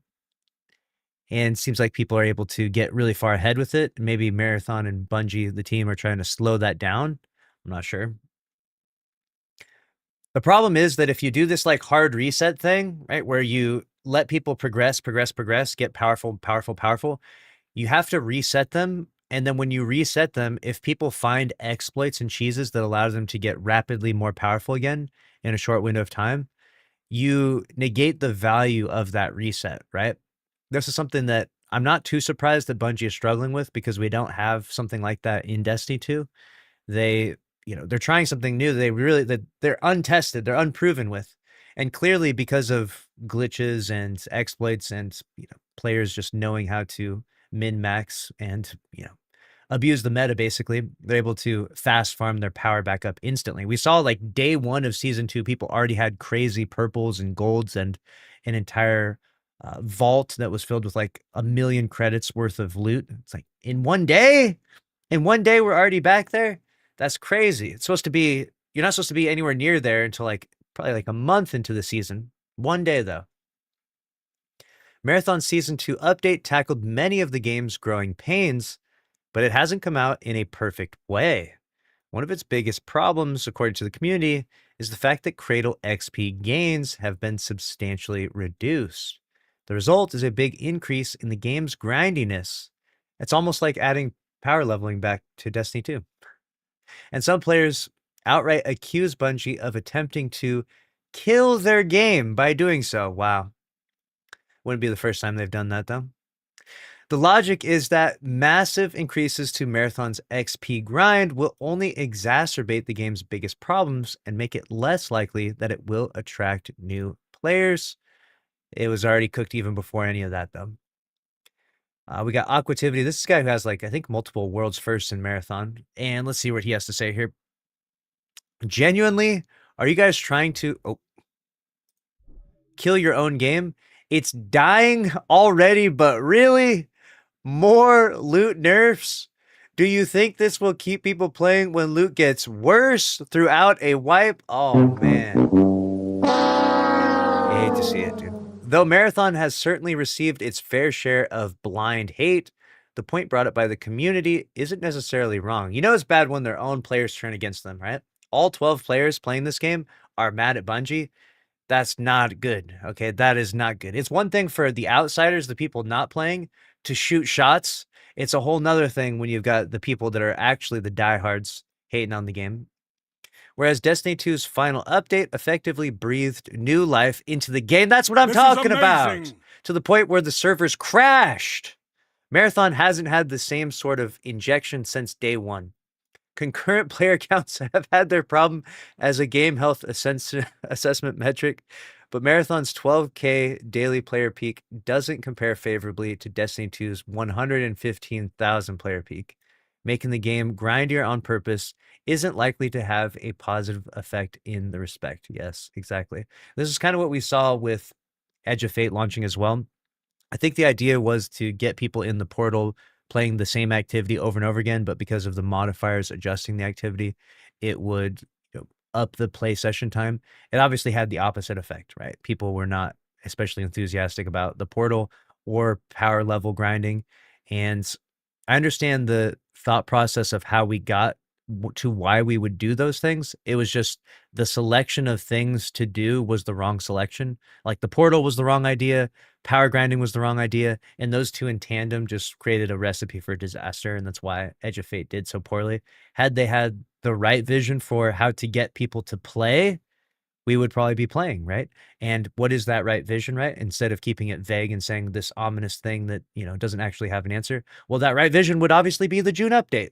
Like look at what's happened with the population since the June update. So clearly they knew what the right stuff to do was, but unfortunately by the time they launched it, it was too late.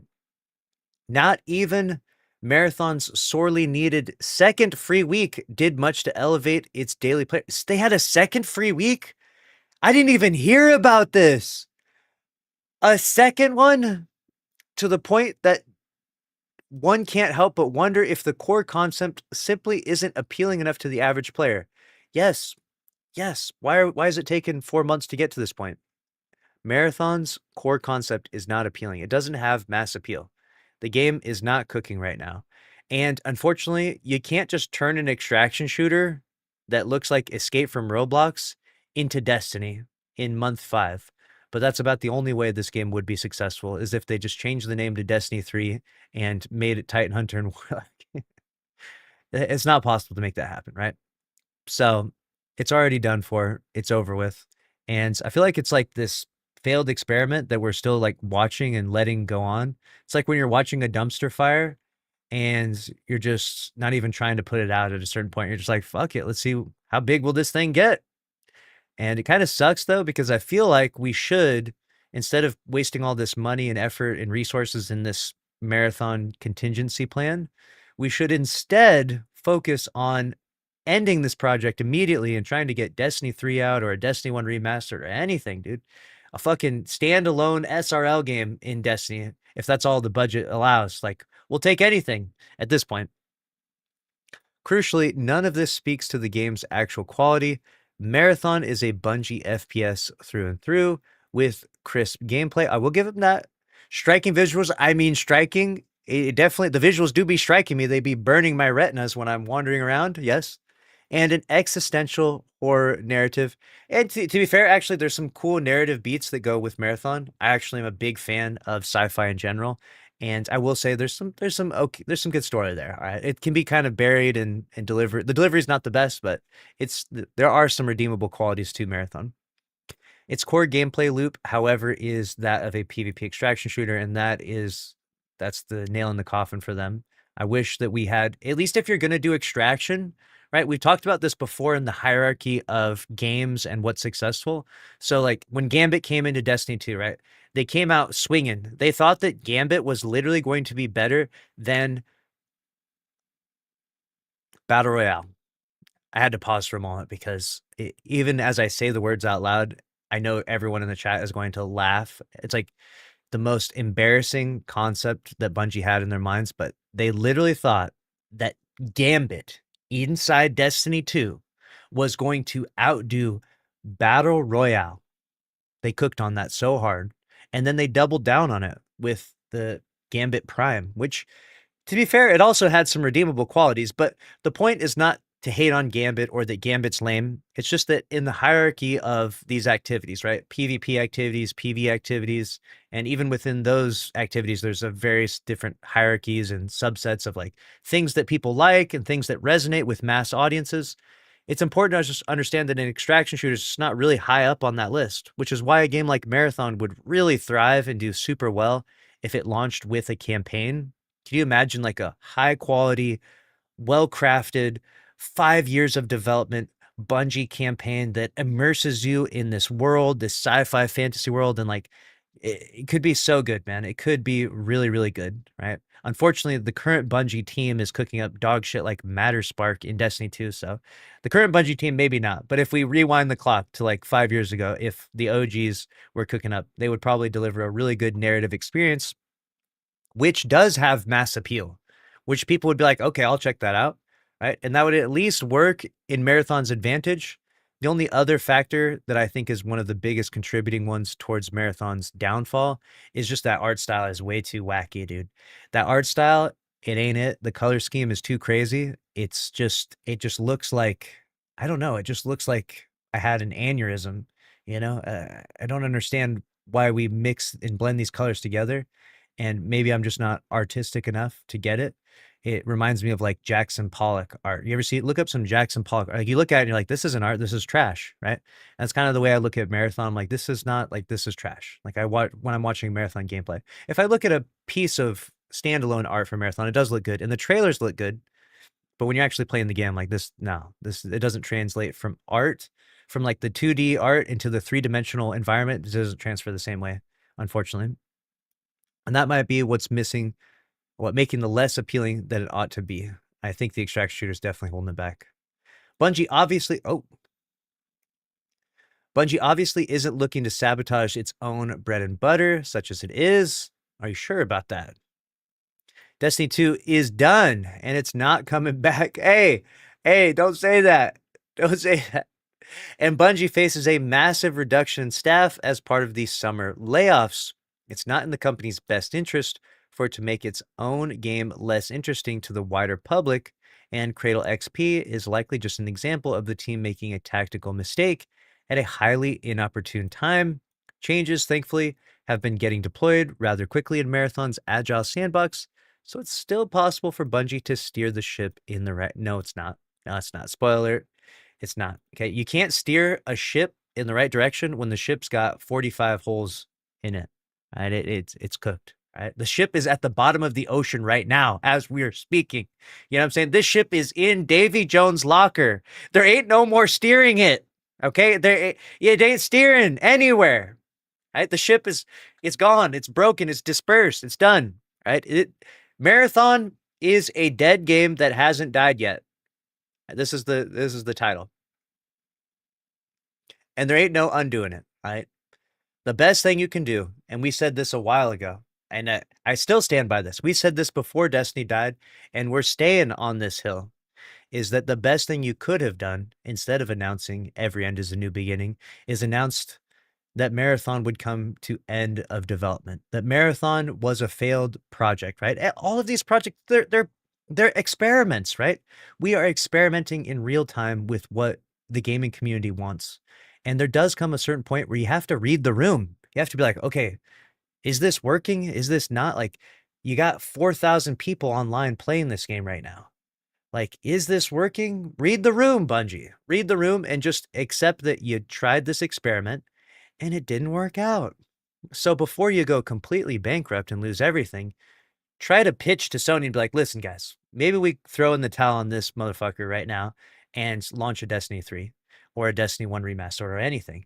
And if that ain't going to happen, if that's not an option, then it is truly over, right? And we're just waiting for the end. We're just sitting around, biding our time, waiting for, the big announcement. And it sucks that we're in this predicament.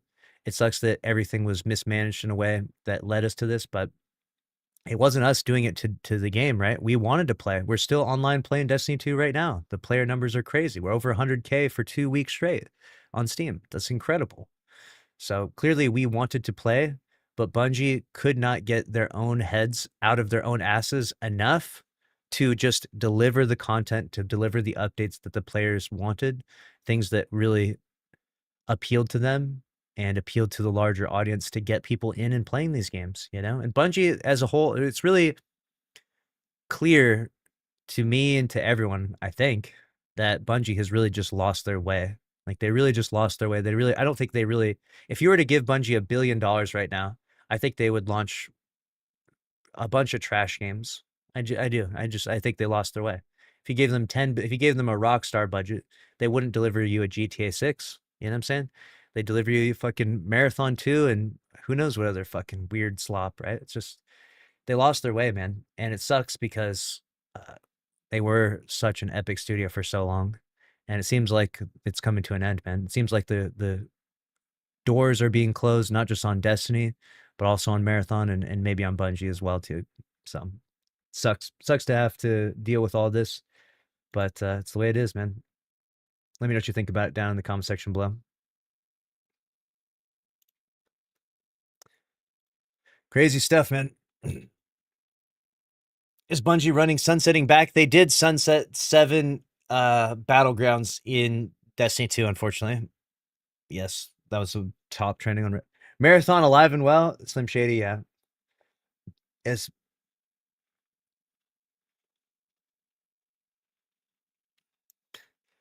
Marathon is as alive and well as this game right here. This game right here. This game, if this game was live right now, this game would probably pull better numbers than Marathon. That's what I'm saying. Fact.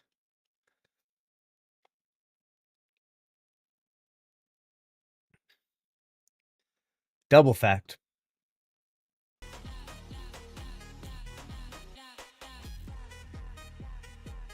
Best game I ever played? Yeah.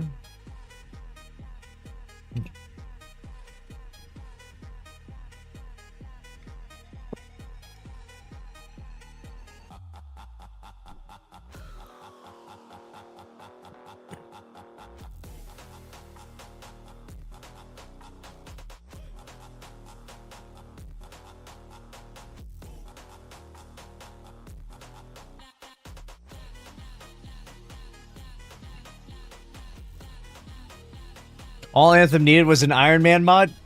Yeah, if Anthem got Anthem X Iron Man collaboration, that would have saved them. I don't know what would have saved Anthem. You know what's crazy though? I feel like Anthem, this might be my hottest take. I feel like Anthem could have been in the hierarchy of looter shooters. It could have been above. It's not going to be above Destiny. Let's be real. Come on. But it could have been above Warframe if they had done it right. It could have been above Warframe.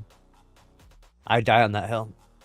Warframe's great, but Anthem had something about it. It was, I really, really liked that.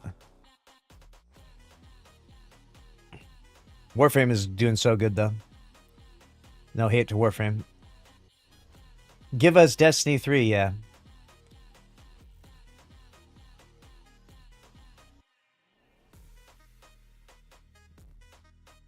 Which showcase was more impressive to you, by the way? Which showcase looked better, the PlayStation one or the Xbox one? Call of Duty versus GTA 6 release window drama. Publishers continue maneuvering around GTA 6 launch window. The game industry is treating GTA 6 like a meteor strike that can disrupt the entire game. Really? Let's go W1 Arsenal. Yeah, I try to read all the comments. Sometimes I mess up. Sometimes I am locked in on reading a news story, though.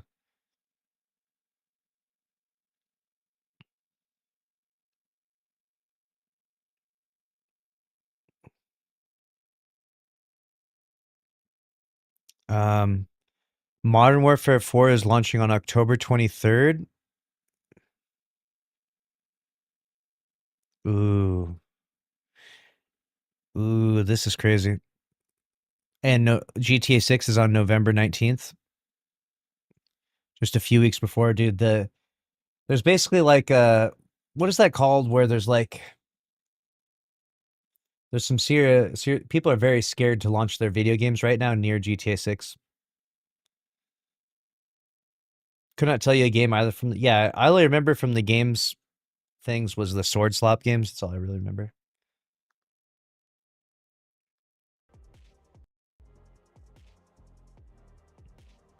Can you read the lines on my chili ring? What's that?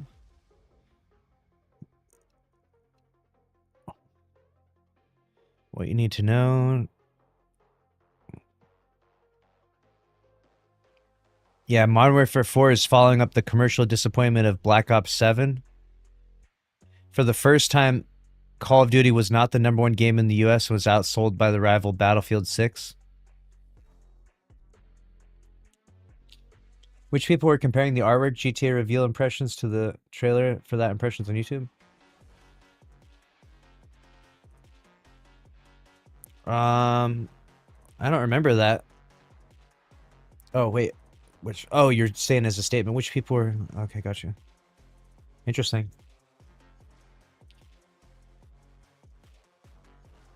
I think it's fascinating seeing all the games avoid launching near the GTA 6 window like the plague, dude. But like, no. No one's gonna. That's like, they're not going anywhere near that. Questions about Xbox after Activision Blizzard. Comments from Xbox leadership questioning whether the acquisition is delivering the expected results. Reignited debate about Microsoft's gaming strategy. Future of consoles debate.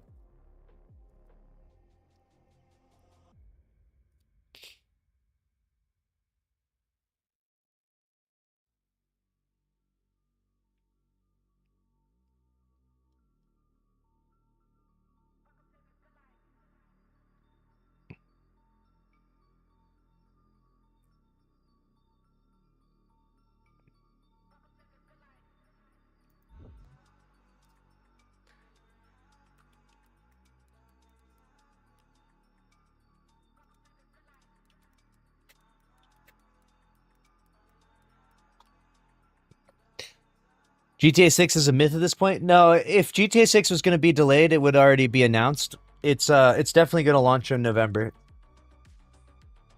It's been delayed a bunch of times, but I think it's going to go live this time. I don't think it's too much. There's too much money on the table right now for this thing to not go out.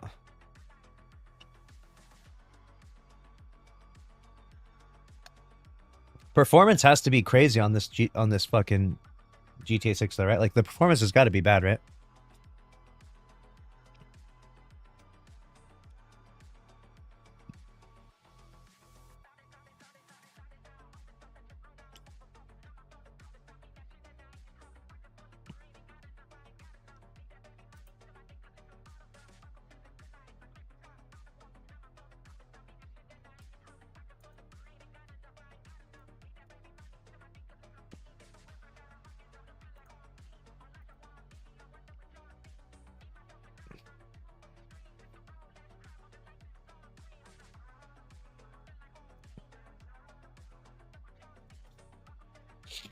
All right.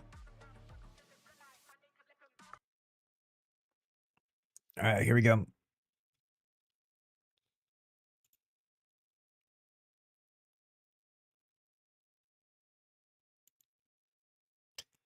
Bungie's plans to save Marathon have officially failed.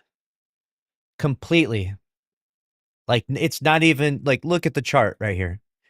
This is where Marathon Season 2 launched, 40,000 people. And holy crap, has it dropped off a cliff right now. And the player sentiment for this game could not be any lower.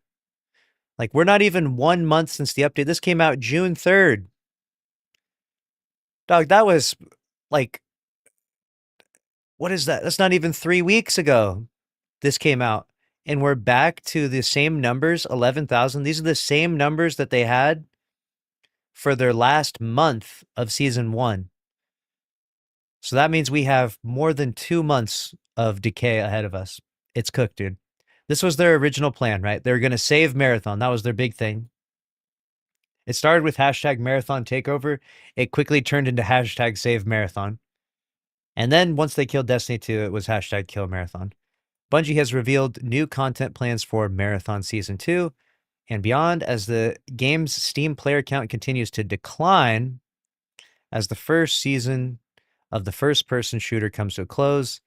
Game director Joey Z has shared what the team has learned after 2 months of launch in a new blog post and outlined what it aims to change going forward, including the introduction of new PV experiences.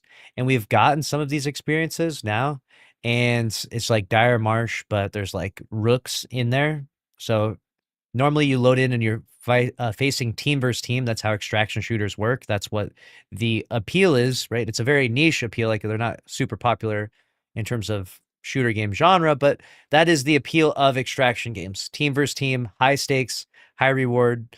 You're very, it's like your heart's pounding through your chest. Like, oh my God, trying to get to that exfil. Like that's the gist of what they're trying to accomplish.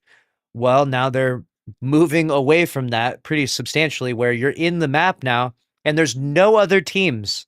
There's just rooks that are thrown in later. So there's little solo enemies. And the chances of these rooks taking out your entire team is pretty slim unless they're just absolutely cracked and make a crazy play. But by and large, taking out a team of 3 is not going to work for the rooks most of the time. So basically you load in and you're basically safe. There's just like a couple of rooks running around or whatever. And they may or may not even try to engage with you. They might just completely run away and loot other areas. So you might not even have to worry about them. And so this creates an interesting dynamic where people are able to load into Marathon now and fast farm their loot up and just have crazy amounts of credits and purple and gold gear immediately. And now that they have that gear, they can then, go back into the other playlists where there are other people actually roaming around and mow them down. It's creating a really weird dynamic. It's not that it couldn't work necessarily. I mean, we've seen definitely bugs and crazy exploits and glitches in Destiny 2 since, I don't know, since fucking day 1 of launching, right? But for Marathon, it's obviously proving to have adverse effects on the player sentiment, the population, and basically just everything, right? It's a catastrophic disaster for Marathon in Season 2. And Destiny 2's June update was probably the nail in the coffin, if I had to say. You can see there's a perfect correlation here where on June 9th right here, the player population plummeted from 40,000 very quickly all the way down to 25,000. And then it goes from 25,000 down to 19,000 the next day, 17, 14. It's bad. It's really bad. The quote reads, "With the first season of Marathon, we've created a strong core community." I don't know about that one, dude. Strong? I mean, there are some passionate people out there. There ain't many of you, but you're pretty passionate, especially on Twitter. Ziegler said, quote, "We're embarking on a multi-season journey built around growing from the seed of this strong community. We're looking to solve some pain points for players." And I think it's an interesting sentiment. Obviously, this is what they have to say, right? This is like corporate speak more than anything. They can't just be like, "Yeah, our game fucking sucks ass, dude. We're cooked." Like, that would be insane for the game director to say that. But he's thinking that in the back of his mind. You know what I'm saying? In the back of his mind, he's like, "Damn, this is a dead game waiting to die right now." But they have to try. They have to keep going forward, right? They have a contingency plan where they knew that things might go bad at the start, but they would try to adjust and navigate and maybe, turn things around. We've obviously seen this many, many times with Destiny 2, where, they launched D2 year 1 and that was a complete disaster and that just completely tanked. But then they brought it back with Forsaken and live service, helped build up the player base and the player sentiment for a long time until recently, right? Those pain points include making the game less grindy, more rewarding, which is super funny now because they did this entire new cradle system. And initially it was really chill, but now they are reversing a lot of that. And now everyone's really mad at them. So they don't really know what identity they're going with. They're like, is this game going to be really grindy? Is it not? And so they're kind of rubber banding back and forth where the game is grindy sometimes for some people, but then suddenly it's not. And then suddenly they bring it back. And so it's just kind of a chaotic mess for them right now. They're going to improve the UI, which I believe they actually have accomplished. Matchmaking, which they have improved the matchmaking because they literally just removed people from the algorithm altogether. They just said, yeah, matchmaking times are going to get improved because there's just going to be like significantly less people. If it's one team and a bunch of solos, that's way less people than like 5 or 6 teams in a map, right? Solo and duo play, the end game meta, and smoothing out onboarding. All right. Bungie also wants to introduce, quote, "fun and mind-bending content, such as updated zones, runner shells, combatants, loot, and build systems that make progressing more interesting." Okay, the director confirmed that the team is also exploring more pure PvP, VE, and PvP light experiences starting in Season 2 with 2 modes, one at the beginning and one towards the middle to the latter half of the season. I mean, this, not trying to be too mean here, but this is going to be pretty pathetic. When there's so few people playing your game that you have to convert your extraction shooter game into a PvE game, just give it up, dude. This is not going to work, dude. No one is going to roam around in Marathon fighting against the fucking UESC bots, the literal dregs, and grabbing loot for 20 plus minutes. It's just not interesting. I'm telling you right now. This is not going to work. This is not a good strategy. If you can't deliver an extraction shooter, right? If you fail on launch delivering an extraction shooter, revamping the whole game and changing the entire category of game is an insane premise. It also is problematic for the people that bought the game, that bought into it for its initial idea. Like if you buy a game because it's an extraction shooter and then it converts itself into something else later on because it's not successful enough, that's problematic for the initial buyers. Like it's okay if you add more modes to it, I suppose, that don't deter from that. But right now it's kind of brewing up a pretty big problem for itself. It's an extraction shooter game that doesn't want to be an extraction shooter game anymore. And it just came out. Like this is a recipe for disaster, man. The experimental mode at the beginning of the season will focus more on PvE, with a light touch of PvP, Ziegler said. The second experimental mode will be a PvE-only mode that's focused on crews being tasked with completing objectives together and making some progress across matches. So you're basically doing a public event, right? It's going to be awesome. We'll continue to run experimental queues beyond these two offerings for Season 2 and beyond, testing the waters around other mechanics, such as perhaps a more purely PvP-focused mode. So they're trying to swing the other way too. Like, what if we went the other way? Like I said, their identity crisis is kind of crazy for this game because they really don't know what they want to be, and they don't know what will be successful. And part of the problem with some of this stuff is you kind of have to stick to your guns and make a decision and go forward with that no matter the outcome. But you also want to listen to your audience, and the audience unfortunately, the audience's the largest criticism is just it's an extraction shooter. And I don't know that you can change that this late in the game, right? I think that had we thought that through initially and launched the game with a campaign or with these PvE modes, it could have been a better outcome. But I think that this late into it, probably not so much. I think it's already kind of like the ship has sailed, basically. With the potential for these to become part of the core game loop or permanent new ways to play. Beyond Season 2, which launches on June 2nd, Bungie will improve the onboarding process for new players, and Beyond Season 3 will change the contract system to improve how players interact with Priority and other contracts. Bungie's new plan comes as Marathon's Steam player count continues to decline. Yes. At launch, the game had an all-time peak of 88,000 players, and now it sits at less than 15% of that, according to SteamDB. As of writing, there are just over 6,000 players in game. Yikes. From the lengthy blog post, it's clear that Bungie is looking to bring new players into the fold, as it even admits that the game is overwhelming to learn. It's also aiming to improve on experiences for the few dedicated players sticking around. The few dedicated players. Oh no. Like bringing back duos for Season 2 and with a rotating duos queue and a new PvE and PvE light modes. The studio even acknowledges the inconsistency of the game. Thank you. Good. Understanding that new players can hit a wall and admitting it's still figuring out the balance of mix of the end game. With the detailed roadmap officially laid out, let's hope that Bungie can turn things around. I don't know, man. I don't know. And I really feel like the key here is let's stop burning cash with this bad boy. All right, let's throw in the towel. $6 million a month to make this is a lot of money. That's all I'm saying. $6 million a month is how much it takes to run Marathon right now. That's $6 million that could go into the bank account for a Destiny 3. All right. Eventually we'll get there where we saved up. I mean, 6 million times what? 1 year, that's 72 million. You know, 1 year of Marathon is 72 million. That's $72 million towards Destiny 3. 2 years of Marathon, that's 144 million. Quick maths, right? Titan brain.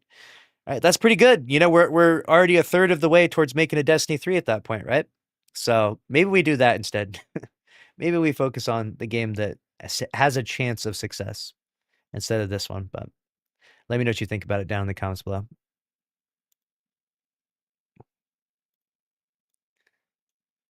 Crazy stuff, man. Crazy stuff. It'll be like a ghetto Destiny. It's going to be so bad because Destiny has all these core systems that make the depth of even doing a public event crazy. Like, think about this. When you're doing a public event, you have all these different builds to select. You could be experimenting with a stasis build, with a certain exotic armor piece with it, with various different aspects and fragments. So you could still have fun doing a public event in Destiny. Whereas in Marathon, you don't have any of those options. Like, you don't have that depth to the game. So you're going to just be running around doing a public event, shooting a bunch of literal UESC dregs and, you know, collecting loot. It's basically just going to be like a fucking bare bones ass version of Destiny. It's just that looks like Escape from Roblox. It's so bad, dude. It's so bad. Shut it down. Yeah. What does it say? Starting with Steam OS 3.8 release, you can put together your own Steam machine using whatever PC parts you want. What? Excuse me, Chris from Twitter? You could put together your own Steam machine? Could I just download Steam's operating system right now on my PC? Is that how that works?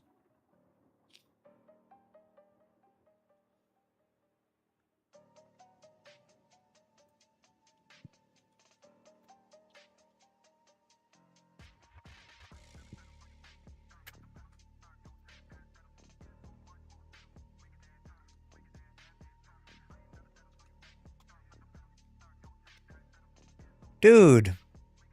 What the hell? Get off of here.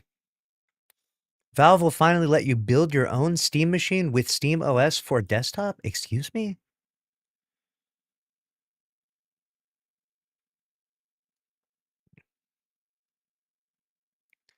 No shot.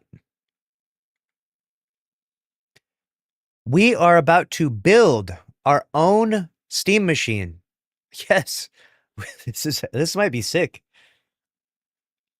Look at this. If you don't get lucky with Valve's Steam machine reservation system, if you don't know, this just came out and we signed up for the reservation, but good luck, right? You can make your own Steam machine instead. Valve says that starting with the Steam OS 3.8 release, you can put together your own Steam machine using whatever PC parts you want. Steam OS 3.8.10 launched last week with a slew of updates, including improved capability with recent Intel and AMD platforms. Alongside that improved compatibility, Valve is giving gamers the green light to install Steam OS on their own desktops. What? This is nice, dude. This is basically what this is the headache of Windows 11 is removed and you just launch your PC. I actually have two PCs. One of them functions as a console. Like, this is the gaming PC right here. Like this one, the screen you're watching. This is just my gaming PC. It has all my games on it, my Steam, my whole Steam library, right? Gaming PC. All right.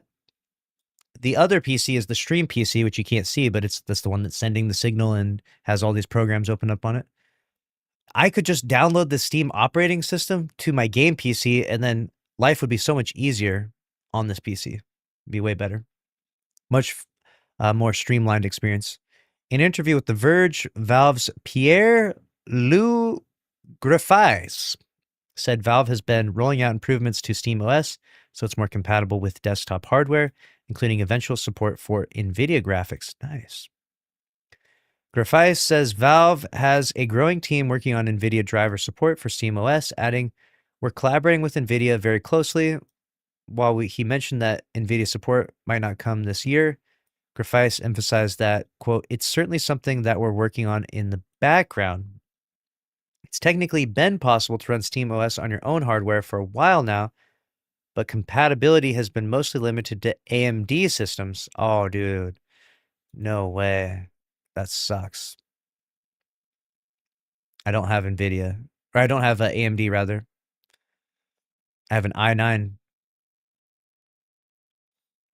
So far, installing it has also required using a Steam Deck recovery image. A process, speaking from that experience, is much less straightforward than the installation process for most other Linux distributions.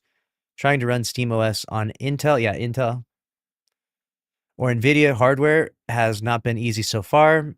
According to Griffiths, Valve is working to change that, which could mean that Down the line, you'll be able to run SteamOS on just about any gaming PC hardware you want, including NVIDIA.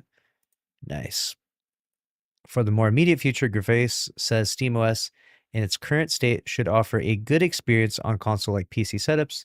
If you have something that is similar to the use case of a Steam machine, where you have a PC that's going to be plugged into a TV and has a single hard drive that you're not going to try and dual boot, you can put SteamOS on there and you'll have an experience that's very similar to a Steam Deck docked or a Steam machine, with some caveats, of course, like lack of HDMI CEC support, but the core bits of the experience are there. Nice. The SteamOS graphics driver, the shader pre-compilation, you can get all of that from SteamOS. A SteamOS installer, he said that's not designed for dual booting alongside another OS just yet. There's not yet an install wizard that you can easily move another operating system out of the way and partition your hard drive. So yeah, it's just not there yet. It's not there yet. Boo.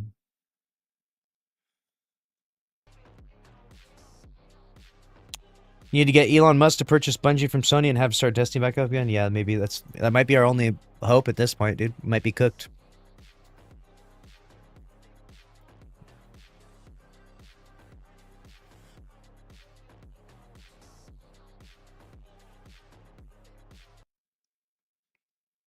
Is PvP in Destiny 2 cooked?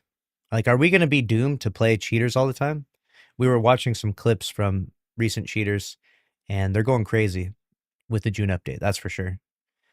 Paul Tassi says, unfortunately, if there are truly 0 balance patches to come, it seems likely that Destiny PvP will be broken, always has been, to some extent forever due to one issue or another. I mean, forget live ongoing content. Competitive shooters still need to be maintained at baseline. Hey, if you start barking too much, though, they're going to shut these servers off. So, you know what I'm saying? We got to be like, hey, it might be cooked, but that's on the cheaters. That's on theirs. They're the ones ruining it. Right? Don't ruin our fun.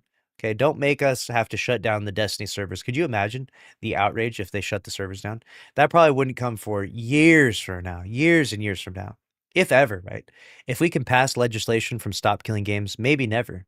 Maybe we keep Destiny 2 in a playable state in perpetuity. Hopefully, because I think shutting it down is pretty lame. Grenadier Jake, who's matched more cheaters probably than everyone else on the entire planet because he's played an ungodly number of hours of Trials of Osiris. He says, I hope they give us at least a few months before leaving the meta as is. They dropped a wild number of new builds, new armor sets, new perks, etc. It's going to take time for the community to find all the totally broken stuff. Please keep patching for a little bit longer. Yeah, I think we're at like 2 weeks max for potential fixes. And then it's just one person who shows up to make sure something isn't crashing the entire game every few months. It's been one person inside the helm for a while now. And that guy is going to be left alone to run. Who's it going to be, you know? Are we going to get to talk to this person? The lonely Destiny dev that's there on the security team? If you don't know, they're only going to be doing a few hotfixes left. So as it stands right now, according to rumors, there's going to be mass layoffs on July 1st, which is a Wednesday. So we have a hotfix today, or not today, but tomorrow, which is June 23rd, a hotfix. And then we have one on June 30th, and I believe that's the last one. And that's why Paul even says 2 weeks max, because I think he actually has inside information on this, and I think he's very accurate about it for a reason. So we have 2 hotfixes left, 2 Tuesday resets left. After that, on July 1st, I think that's the announcement of the layoffs, and it's going to be about 400 people getting laid off at Bungie. And if after that point, there's going to be just a skeleton crew running this thing, and it's going to be very, very hard for them to push out updates and fixes. So it won't be a weekly basis anymore. If at all, it'll be just like, in case an emergency happens, they push something out and fix it. So that'll be a crazy time. It'll be very crazy to see how busted Destiny 2 gets when there's no one there to keep you safe from the cheaters, from the hackers, from the glitches, exploits. It's going to be crazy. And it's only appropriate that Destiny 2 would be left in a state where the game is completely busted, considering we've been breaking the game and playing this broken game since the beginning. I mean, I literally started this game by throwing solar grenades at the Templar's feet. So it's only, it comes full circle, right? That now we're ending it in the same vein. You know, honestly, they should go back. Imagine if they went back and they unnerfed the Templar so that way you could throw solar grenades at his feet once more. That would be a little nostalgia trip for all the cheese, right? What are all the best cheeses? Throwing that, I would push Atheon off the map. Not me, I'm not admitting to this, okay? Listen, for legal reasons, I'm not admitting to this, but other people on LFG that I may or may not have played with may or may not have DDoSed Crota. That's all I'm saying. It was not me. I'm just saying that other people may or may not have done this. They told me, they said, look, spawn in. They said, run down below. They said, stand in the pool, allegedly. This is the, in a fictional world where this totally didn't happen. They told me to stand in the pool and they said, just wait. And then I waited and then Crota like stood still and he like just stood there. And then like 10 seconds later, he started moving and he fell over and died. And I was like, what the fuck happened? And they like, apparently they like pulled the plug on their Ethernet cable. They pulled it and then they murdered Crota. And then they put the Ethernet back in. So that happened. I don't remember any cheeses for King's Fall, though. I'm trying to think. King's Fall cheeses. I don't remember any Oryx cheeses or glitches. Somehow that one was more polished, right? Someone was cooking over there. And beyond those cheeses, I mean, I guess Telesto has broken the game a dozen times. Prometheus Lens was an infamous cheese. The crafting, obviously, much later on, but that one was iconic. Crafting was probably one of the biggest exploits ever. If I had to create a tier list of glitches and exploits, the crafting is definitely up there. Like, that was one that was like, holy shit, what is actually happening right now? Especially because it affected PvP and PvE, whereas the Prometheus Lens one, I think Prometheus Lens, if you correct me if I'm wrong, I think that was a PvP-only glitch. A lot of cheeses in Destiny. We've been cheesing since the beginning, and we're ending it with cheese, apparently. Let me know what you think about it down in the comments below.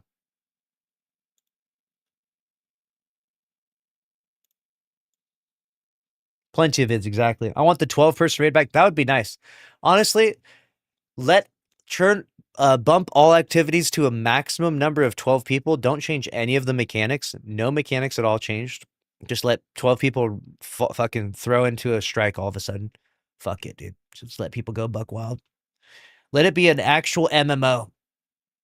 I want 55 people inside my Pantheon run.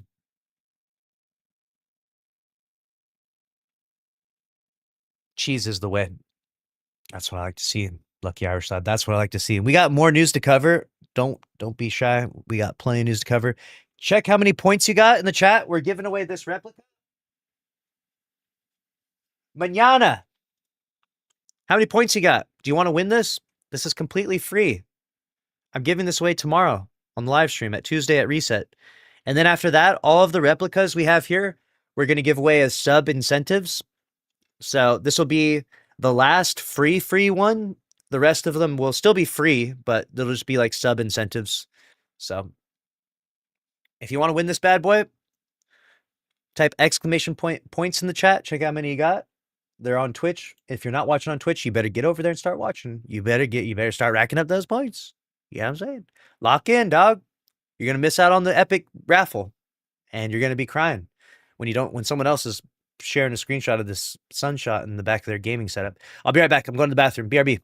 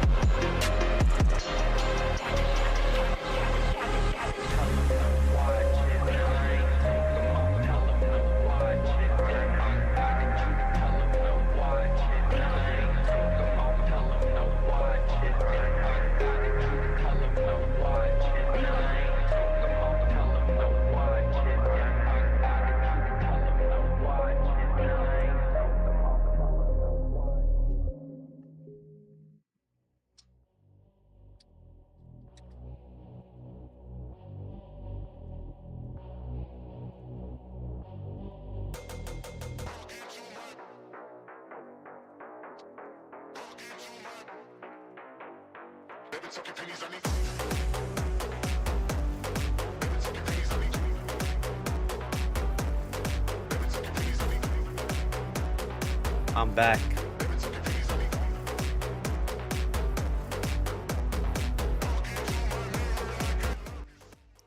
Alright, so I'm back, and I bring the gift of bow buns once more.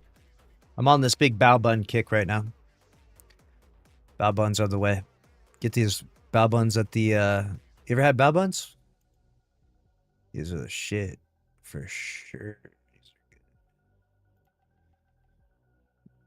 Yes. Got these barbecue pork bow buns. I had these once at like an Asian restaurant or something, and I was like, I like that. And now, fast forward a few years, they got them for sale at the store. Microwavable bao buns. Not as good as like fresh, obviously, but I'm saying I don't have a freaking PF Chang's in my backyard. So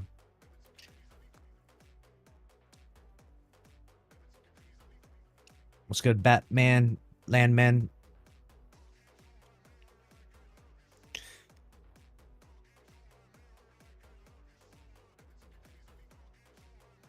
Right. Link a news article that breaks down the topic of the disaster of spellcasters and how it was basically a Concord level disaster.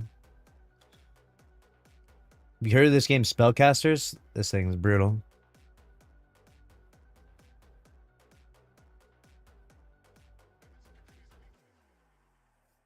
Spellbreak?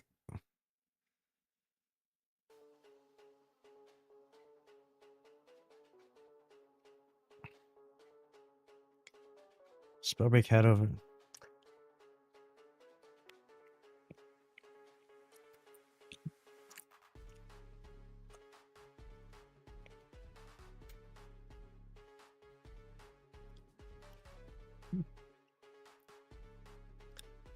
Now, the game is called Spellcasters Chronicles.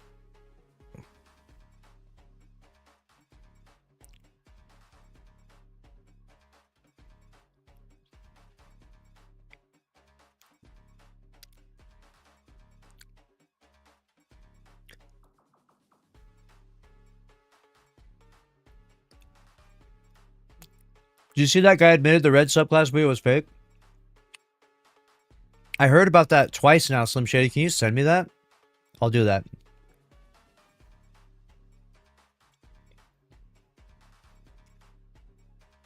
I'll do a video on that right now.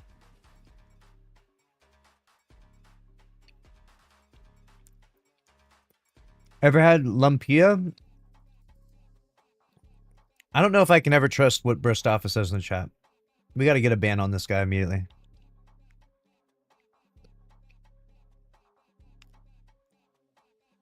Oh, shit.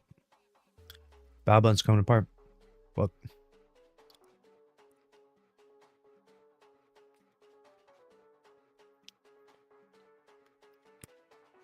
What the hell is lumpia, huh?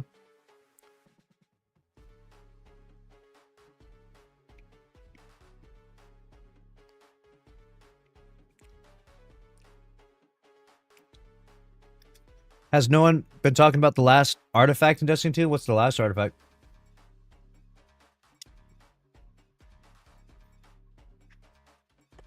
What is that? Jam Bam?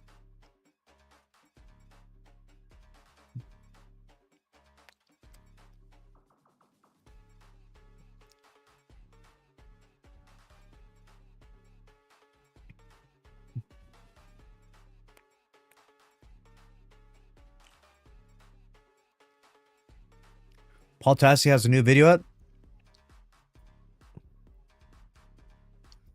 What drama is he up to now?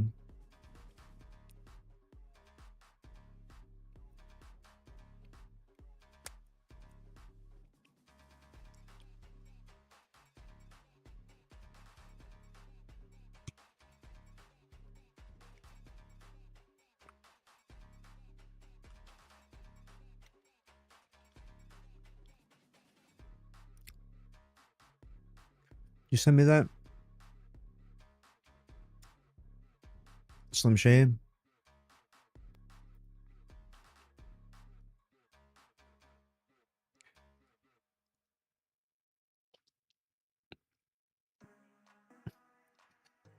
It's a Filipino dish.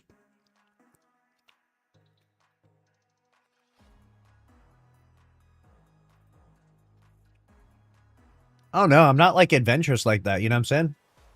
I'm like adventurous, but like with things that don't have crazy. I don't know. Every time I try to eat some food like that, I end up regretting it. I'm on the shitter for 2 hours. It's not worth it, dude. I tried eating some like Indian dish last time. Messed me up. What's up?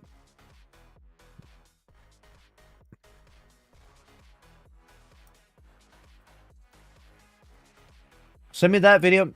Send me that if you can about the Destiny. Maybe Kate can send it to me. It's the guy who made the red subclass. He faked it. I think you sent it to me before, but I mistook it and I didn't make a video on it. I sent it. Perfect. Good. Yeah, let me do that again. Oh, because Destiny Bulletin did a video on it. Yes, good. Okay, we got to lock in. We got 2 big videos to lock in here.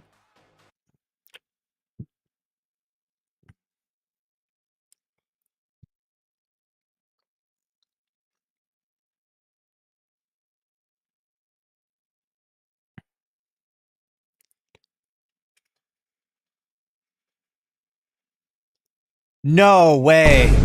The red subclass was a lie all along? It was all made up? Oh, dude. I'm mad now. I'm mad.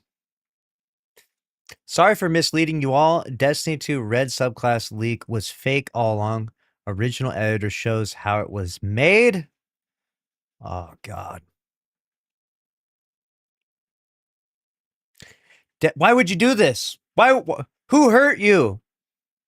Destiny 2's old red subclass leak has finally been debunked, with the original editor showing how it was made and a former Bungie artist calling it fake. For years, Destiny 2 players have talked about the so-called red subclass leak. You know what's crazy about it, though?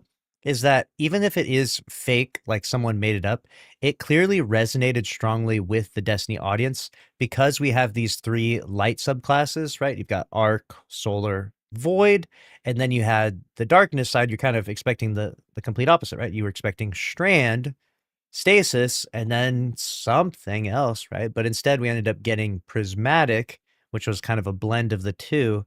So you do have this feeling of we're missing something. We probably should have done 3 light subclasses, 3 darkness subclasses, and then a 7th subclass that combines everything all together. That would have been like maybe best case scenario with the given timeline where we're at with everything, but it is what it is. I still like the amount of build crafting and all the different subclasses in Destiny 2. And there is a certain point where maybe you could have too much. Like it's already kind of overwhelming. Like you have to have a PhD to understand half these builds at this point, to really understand how every single thing works, the uptimes and the downtimes, everything.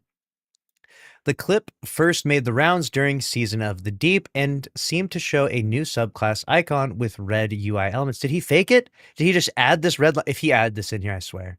Since Strand had leaked in a similar looking way before Lightfall, a lot of players took this one seriously too, myself included. We fell for the bait, not gonna lie. They got us. Bungie later cooled things down when Destiny 2 game director Tyson Green said the red subclass isn't real and was not a thing right now. Still, the theory never fully went away. Players kept pointing to old clips, red effects, and later story elements like Eclipse from Renegades. Exactly. Yeah, there's also little icons in this destination here that had 7 different, things that you would find in the bottom of the sea. And one of them was red, as possible signs that Bungie had something planned. Now, though, we have much stronger evidence that the original Season of the Deep red subclass clip was fake all along. Destiny 2's old red subclass leak has finally been debunked. The latest update comes from 2 places. First, a couple of weeks ago, YouTuber Nimbus shared a video showing how the fake edit of the clip was made using Adobe Photoshop and After Effects. At the end of the video, they said this: "Hello, everyone. Thought I'd make this now since Bungie pulled the plug. Sorry for misleading you all, but it was fun. There were 2 of us that made this. It took us a couple of hours with basic Photoshop and After Effects editing. We collected and spliced together many UI elements combined with in-game tricks, trying to replicate a realistic and accurate ArtStation dev showcase. On top of this, we made a post on Reddit using a Smurf account, Nimbus9002, with the link to the video. Man, this was an elaborate hoax. Like y'all were desperate for some attention for no reason. After the video caught enough traction, we deleted it and the Reddit account to make it seem as if it was taken down by Bungie. It was fun seeing everyone excited and trying to debunk whether it was real or not. I mean, to be fair, it was kind of fun, so I'm not going to hate on them. Farewell, D3 believers. Now, former Bungie artist John Zellman, known as TR Blue Jay, has also commented on the leak. Zellman said he was on the team that would have made those kinds of assets. He also made it clear that he does not know if Bungie ever had plans for a Sixth Darkness subclass after he left. Here's what Zellman shared. That red subclass leak from Season of the Deep was indeed fake, by the way, Zellman said on a post on X. Source, I was on the team that would have made them, and we all had a good laugh when we saw it. Fantastic Photoshop work, though. We weren't allowed to comment at the time. I figure I probably can now. So he's breaking the NDA now, since it's all over. You know, they're not going to hunt him down, right? He later added, quote, no, I have no idea if Bungie ever wanted to do a Sixth Darkness subclass. There were like 2 to 3 full years of development after I was laid off. No clue what happened while I was gone. So this pretty much confirms that the specific viral leak was not real. That is still a pretty major update because this clip was one of the biggest pieces of evidence fans had for the red subclass theory. Damn. In other Destiny 2 news, Bungie recently released the game's final live service content update, Monument of Triumph. Reports have also claimed that Bungie could be facing major layoffs soon, with some claims pointing to a 50% layoff. Here's the video down below. All right, so what is this? How I faked the super leak. Oh, no. So they made this icon. Let's fast forward this. They literally copy and pasted it. Oh, no. Damn, we really fell for the bait. We fell for the Photoshop bait. It's crazy that Bungie knew it was faked, but in the process, they couldn't say anything. Yeah, they edit those icons. This is an elaborate hoax.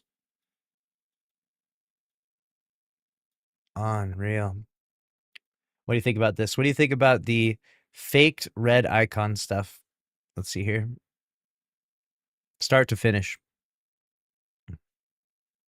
I really liked the logo when I first saw it. I thought this was actually a believable logo. Apparently that must have been made up, right? Like the entire symbol was just completely a creative work. And then they would have taken the bar that was underneath the melee and they take the icon there and they take the icon for the class ability. They take all of the weapons out. Taking the grenade out. Just putting it into what a separate layer it looks like. I'm no Photoshop expert, but I can imagine the process is not that crazy. They said they did it in a few hours. They take all of these layers, put it onto a separate one. Interesting. Cleaning out those details. Imagine if we took the time and zoomed in and we found them early on. Got the infinite ammo there. Interesting. So that way they're trying to make it look like it's like the dev tools, right? Like the sandbox for the devs. They're changing it to yellow down there. Okay. And then they're changing the icon for the super. Dude, changing the icon for the super alone, that was crazy work. That alone was diabolical. That plus the red little bar. This was crazy. Can we get them to make a fake Destiny 3 promotional trailer? These guys clearly have way too much time on their hands. All right, so this is your random unemployed friend on a Tuesday. This is how he spends his time. Okay, we go through here. It's got all the UI all in different layers. Is able to make sure that it looks exactly right. It's got the weapon swap, like the little, when it goes from your primary to your energy. It's got a spawn animation there. They made it look like a previous leak. They made it look very eerily similar to the other one, which now that I look back at it, it's probably fishy more than anything. I think there was a part of me that didn't really, I don't know how to describe it. It's like I wasn't skeptical of it being fake, although people have faked a bunch of things in the leaking community. But in my part, I thought that I was just more intrigued because I just really want to see the darkness subclass. I kind of thought it would be cooked up at some point, especially with Eclipse Energy and all the talk of that. It seemed like there was that. There was like the nightmare stuff with Nezrak. Seemed like there would eventually be something like that. I got the spawn animation here. Interesting. Someone said definitely unemployed behavior. Yes. Sorry for misleading y'all, but it was fun. There were 2 of us that made this. Damn, he snitched on his friend.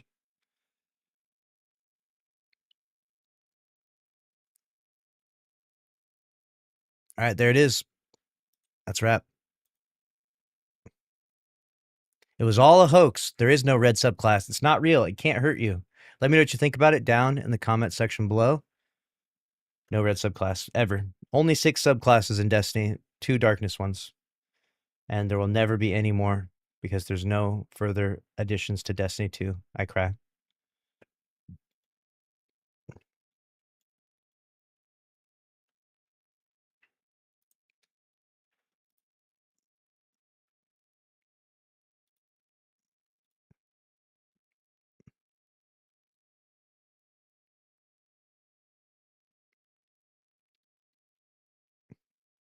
Oh no. What is Paul Tassi chirping about today? If Destiny 2 dies, Sony's live service plans die with it? All right, let him cook.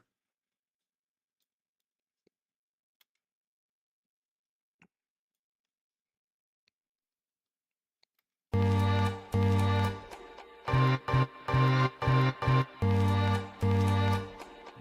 right, I'm back with another Destiny 2 video, refusing to move on.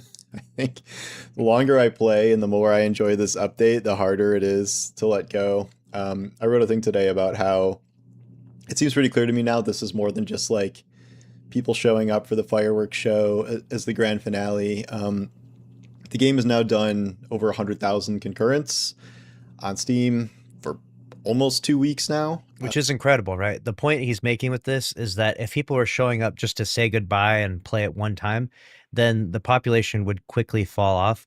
However, we're sustaining a really high population over the course of the last 2 weeks, like over 100,000, which means that people are playing, not just because it's going away, but because the update is so enjoyable that they're really having fun with Destiny 2, which is awesome. You love to see it. Which is a number we haven't seen in at least 2 years. I think even after Final Shape, I think it dropped off harder than that. And that implies to me that there's just so many fixes here and so many additions that people are showing up and staying because of the new systems and things in place and the new loot pools. But I wanted to kind of switch gears a little bit to talk about something related here, where it occurs to me that if Sony goes through with ending Destiny 2, which by all accounts they are, I've heard nothing about that changing, and not invest in the franchise in the future, its live service plans are essentially over. Yeah. That's a good point. That Sony is like trying to retreat a bit from the Jim Ryan days of greenlighting like 12 different live service games that were supposed to come out in 2 years. Then they cut that in half, and then there's been all these delays for some of them, and some were canceled. But I don't think that means you had to make 0 or had to produce things that are going to be failures. If Destiny 2 is gone, is the highest profile, I would say by far, internal live service game, that doesn't leave very much. So Helldivers 2 is obviously the biggest one. I mean, it's, over 2 years, it certainly has a lower player count than it did, but it's still, I would still say it's healthy. But that is not owned by Sony. Arrowhead is not owned by Sony, and Arrowhead has specifically said that they're moving on to their next game, and that will be I think it's going to be self-published exclusively by them, and like obviously it'll probably Interesting. end up on PlayStation, but they're no longer doing this enormous partnership with PlayStation and just doing that on PlayStation and PC. It'll be everywhere, which I guess everywhere might just mean Xbox because who knows if Nintendo can run whatever. But the point being is that is not like technically a PlayStation game in terms of it being a studio it owns and can make things with in the future. The live service plans have just been utterly decimated Yeah. over the years where Sony's failure at live service needs to be studied. They have systematically failed more than any other company. Like they really just don't get live service. It's unfortunate that Destiny 2 was bought by them. It's something that the Marathon creative director mentioned, which is that they said we were almost doomed basically because we were almost bought by Sony. And it feels like Sony has the touch of death, which any live service project that comes under them for sure dies. And it absolutely sucks that Destiny 2, caught astray from this. we've had all these behind the scenes cancellations, the most high profile of which was Naughty Dog Factions. And then we've had what was literally the biggest video game disaster of all time, no exaggeration, in terms of the context and cost and all that, which was obviously, do I even need to say it? No. I won't speak its name. He's talking about Concord, right? And it's interesting that Concord was the biggest disaster ever because its launch numbers were so pathetic. It's $400 million burned. Sadly to think about, though, that Destiny 2 being a more successful game and going to zero, I think technically that could be a bigger flop in some ways, which sounds horrible. I'm not saying that Destiny is a flop in terms of a game, but in terms of money burned, right? Like a $3 billion project going from $3 billion to zero hurts way more than a $400 million project going to zero, right? And it's not that Destiny 2 is as bad as Concord or worse than Concord. Like, let's be real here for a minute. It's obviously a much better game. The mismanagement, though, speaks volumes as how you could, take a product that's worth $3+ billion and turn it to zero in the span of years, a few years. But and then looking to the future, there was really only like 3 games that currently exist or are to come, outside of that Helldivers specification, that are going to try to continue Sony being in, making first party live service at all. That would be obviously Fair Games, which has been maybe not obviously because I know people aren't even aware it's still That game's DOA, dude. Fair Games is so cooked. Hunter's Gathering, that one too. development, but it's been worked on for years. I just don't think we've seen anything but that initial trailer. The head of the studio, Jade Raymond, did one of her famous departures, and that did not make the game fall apart, and supposedly it still exists. Last rumor was that they were putting in extraction elements to that somehow. Oh, God. And, Can we stop the extraction shooter madness?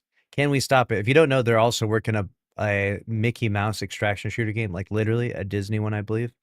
It's the extraction shooters are not it. I don't know why everyone decided that this was the place to jump into.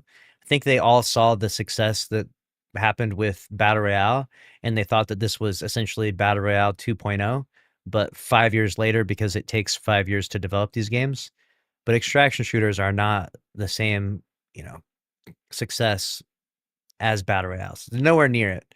And I get it. The arena shooter style of games is overdone. Like there's so many arena shooter games. It's these style of games where you load in, you're on one side of the map, they're on the other side of the map, and you run across, right? Like the arena shooters, like Halos, Call of Duties, these are all this style of game. It's very overdone.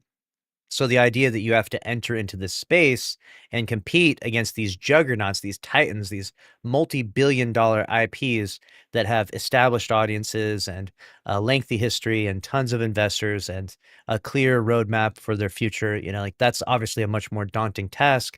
But if you enter into a space that is less defined or there aren't as much competition, maybe you could stand a chance, right? That's the reasoning, the logical reasoning in terms of like the business behind it. But boy, is it really turning into such a shit show because there's so many extraction shooters dropping now, and really no one is interested in most of these things. So it's turning into just an absolute bloodbath for the games industry, especially in the shooter space. Maybe I'm a pessimist, but I don't think anyone has ever thought that that game is going to be a success, and it would be No, that's nothing correct. That's short correct.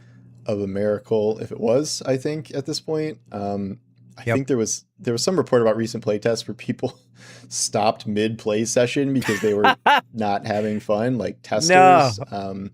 That's know bad. that- You know, that actually happened with Marathon too. Not stopping mid-session, but people play tested Marathon and were not having it, not interested. And ironically, you know, look at the outcome of that game. Confirmation of that, but that's literally like the last news item I heard after Jade Raven leaving a while ago. So I certainly don't think we can rely on that as a good outcome. Horizon Hunters Gathering is this multiplayer co-op version. I don't know if it's even a version spin-off of the Horizon series, where they have taken the ultra realism and turned it into cartoony hero stuff. I've talked about how art design can be, or art direction can be, like a big killer of a game, or like big killer of hype, because you only, you know, what you're getting as a first impression is not just gameplay, it's visuals. This has the type of style where it's just, I would say, pretty repulsive just in terms of how it's designed. Yes. I'm not even talking about like the breadth of characters, but That's I would true. put it in the classification of like Concord. Yes. I would yes. say Redfall. This is another game that jumps out at me as being terribly ugly. Yes. Um, Exactly. And so that's just kind of off-putting in general. I think as a concept, maybe this isn't quite as bad as it seems with co-op hunts like that. I've talked about the need for more PvE, multiplayer, live stuff, and this is that, at least to some extent. It's not, you know, full Monster Hunter or anything like that, but it seems like kind of a stripped down version of that. They are doing kind of alpha tests and stuff rather than just throwing it out there. But I mean, I would be amazed if this was a hit, because this, you know, these single player studios trying to pivot and make multiplayer games either of their own game or something different, you know, you've cultivated this single player audience, and suddenly shifting to a, you know, not even a multiplayer spin-off, like a totally different direction for your whole franchise, from art design to gameplay to all of that. I think that's a tough sell. So the game would have to be like really amazing or have really baseline expectations, I would No say, shot. for it to be a hit. And that There's does no not way. strike me as something that is terribly likely, or, you know, at best it's going to be kind of a small scale outing that I guess could survive, but, you know, you think you want more than that. And then, of course, we come to Marathon.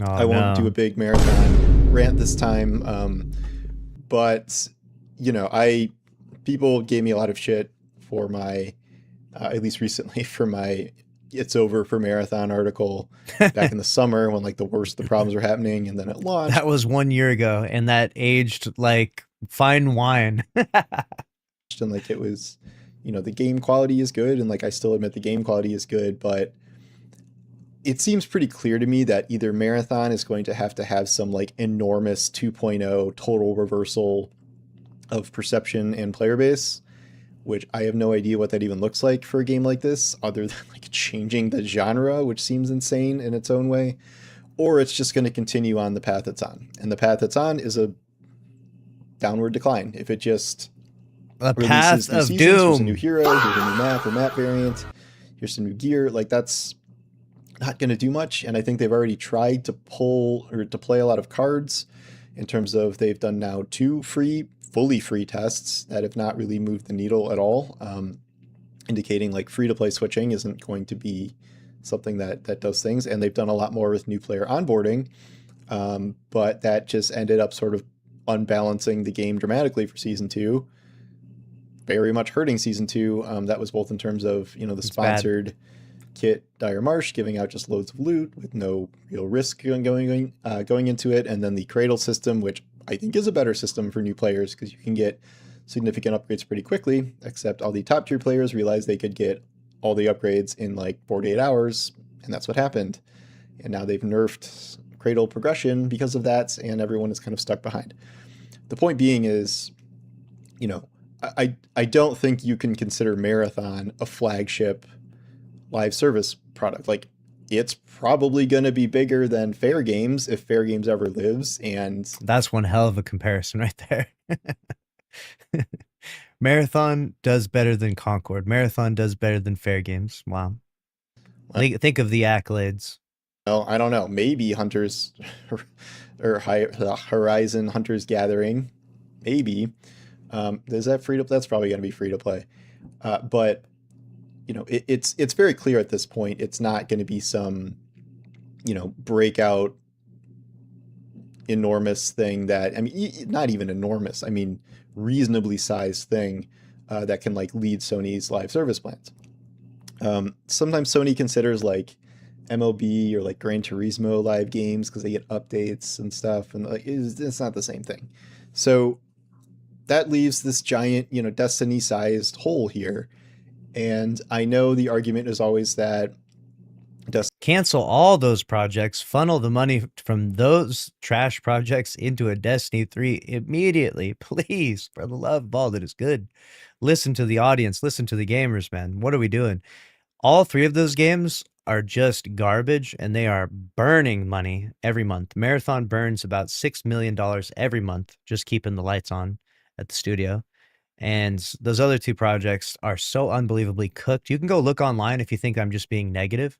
I'm not. It's just go read the replies to anything for that hunter gathering dog shit and the Fair Games. Everything about those games is disastrous. Like, those games are about to be Concord 4 and 5. It's not going to end well for any of these live service projects. It sucks that we're in this predicament, but I feel like we're in this sunken cost fallacy where it's like, well, we've spent this much money, so we kind of have to. And then because there's no green light for a Destiny 3, there's no sunken cost fallacy because we're not in it yet. We haven't already begun that project. So now there's an extreme level of hesitancy to greenlight anything, considering Sony is literally back to back to back to back to back burning live service games to the ground. The last thing they probably want to do is launch another live service project, especially one that's as big and as expensive as Destiny 3. Like, it's a very big, very expensive game, right? But at least that game will be successful, right? At least that game will launch to success. Whereas these other games, they're guaranteed failures at this point. Disney was losing more money than it made, and you know, Bungie was overly bloated. But I think there's also reasons for that. When you have these giant player drops, which we saw, because you know, for the post Final Shape era, there was a very bad plan for continuing things forward, which instantly lost a ton of players, even more than it would have lost because the Final Shape was sort of the climactic thing anyway. And then if you just don't make content for 6 months, you're going to lose even more players. And, you know, tying back to my earlier thing, what I think this showed was that if you fix the core of the game, people will show up even if there's really nothing new to do, just because the game itself is fun, and the game itself has always been fun. You know, there's one exotic mission and like a public event as the new content here, and this is doing the best numbers the game has seen in 2 years, and this is with the very small team. And you know, if we had these numbers and this number of people at Bungie working on the game, or anywhere close to these numbers, I don't have the data myself, but I sure think that it would be in a much better position and not losing tons of money, certainly. But I agree. now there's nothing to continue toward. You know, we have this great new content update. We have all these new systems and that have finally been, you know, fixed and perfected, and we have nothing to look forward to use them in because the game is over. And even if we didn't get this, if we, you know, took all the lessons of Destiny 2 and Sony was like, okay, we're investing in Destiny 3, you know, chill out for a while, we're putting Destiny in maintenance mode. Maintenance mode, incidentally, which would be more than whatever the hell we're getting now, which is they're not even doing hot fixes like as of, I don't know, next month or something, which it's going to be ridiculous. tough. And now they're on path to lay off half of Bungie-ish. You know, we'll see. Well, all these other, you know, teams are just trucking along, and they're, you know, it's proven that this Destiny team can make good content. And there's all this like, oh, people with Bungie, it's not the OG Bungie people. The new people have done very well. The main exception here was, this Press X to doubt. recent string of post Final Shape stuff. But Final Shape was only like 2 years ago, remember? So it's not like Yes, and Final Shape was the exit point for a lot of some of the best people that ever worked at Bungie. So you see the stuff that was cooked post the Final Shape, and it's no surprise. Like a lot of those people left. Like they hired on some really good industry experts to make sure that the Final Shape landed well. And they maybe didn't calculate the budget that was going to cost, but at least they did land well with the Final Shape in terms of player sentiment. We rated it a 10 out of 10, and I still stand by that. The Final Shape was a 10 out of 10. It was incredible. And afterwards, those people left. Like the people that we needed, they were done with it. They had served their tenure. They had, had their stock options came to an end from the Sony acquisition. So that was their chance. That was their opportunity to just leave, and they left. A lot of them did.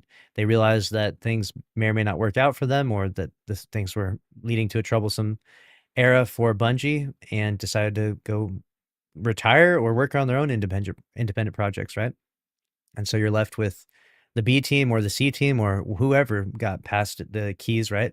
It feels like the janitor is running the show at this point for the last year or so. And they've definitely not been cooking. Definitely not been cooking. all of those people went away. I think one of the biggest problems has been leadership, but the actual devs making stuff, I think we've seen that once they just are kind of let loose and can do whatever they want to do and do whatever players want them to do, here we are. I did forget to mention Gummy Bears, but that's just so early. It's like the team that Sony harvested off Destiny that's supposed to be a combination of League of Legends and Smash Brothers and Frogger or something. I don't know. That's some sort of live game that we know literally nothing about other than it exists. So a little hard to gauge how that's going to do. But the part I find fascinating about this is where we attribute the blame to.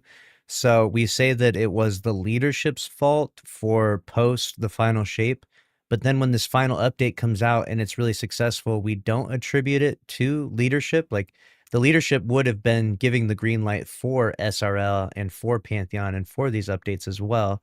Seems like it's a very mixed approach where we almost absolve any responsibility at all from any of the developers or anything besides leadership. And I get it. The leadership is obviously, they're the ones that get to make the decisions, and that's an important element. But there is a lot of like round table and like collaborative culture at Bungie. It's generally not just like one guy, John Bungie making all the decisions.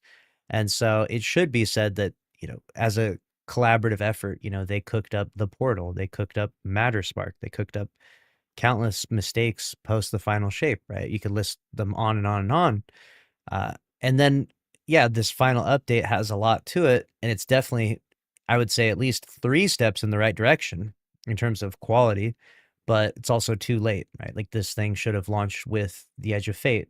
Who do we blame that for? Do we blame the leadership? Do we blame the devs, right? I don't even know if blame really matters much. I feel like we blame things just so that way we, I don't know, take some solace in it, right? Or have some accountability left. But ultimately, the team that was making these decisions was not cooking for so long. And when Destiny needed all of the attention it could get, which was about a month into Edge of Fate, that was like production time for Marathon. So you just saw, a complete skeleton crew working on Destiny, it would seem.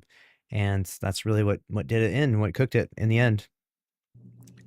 it's just bizarre that, like, I get that you want to pull back from live games, and certainly they have a bunch of single player games in development. They have Intergalactic, which let Naughty Dog skip an entire generation of development.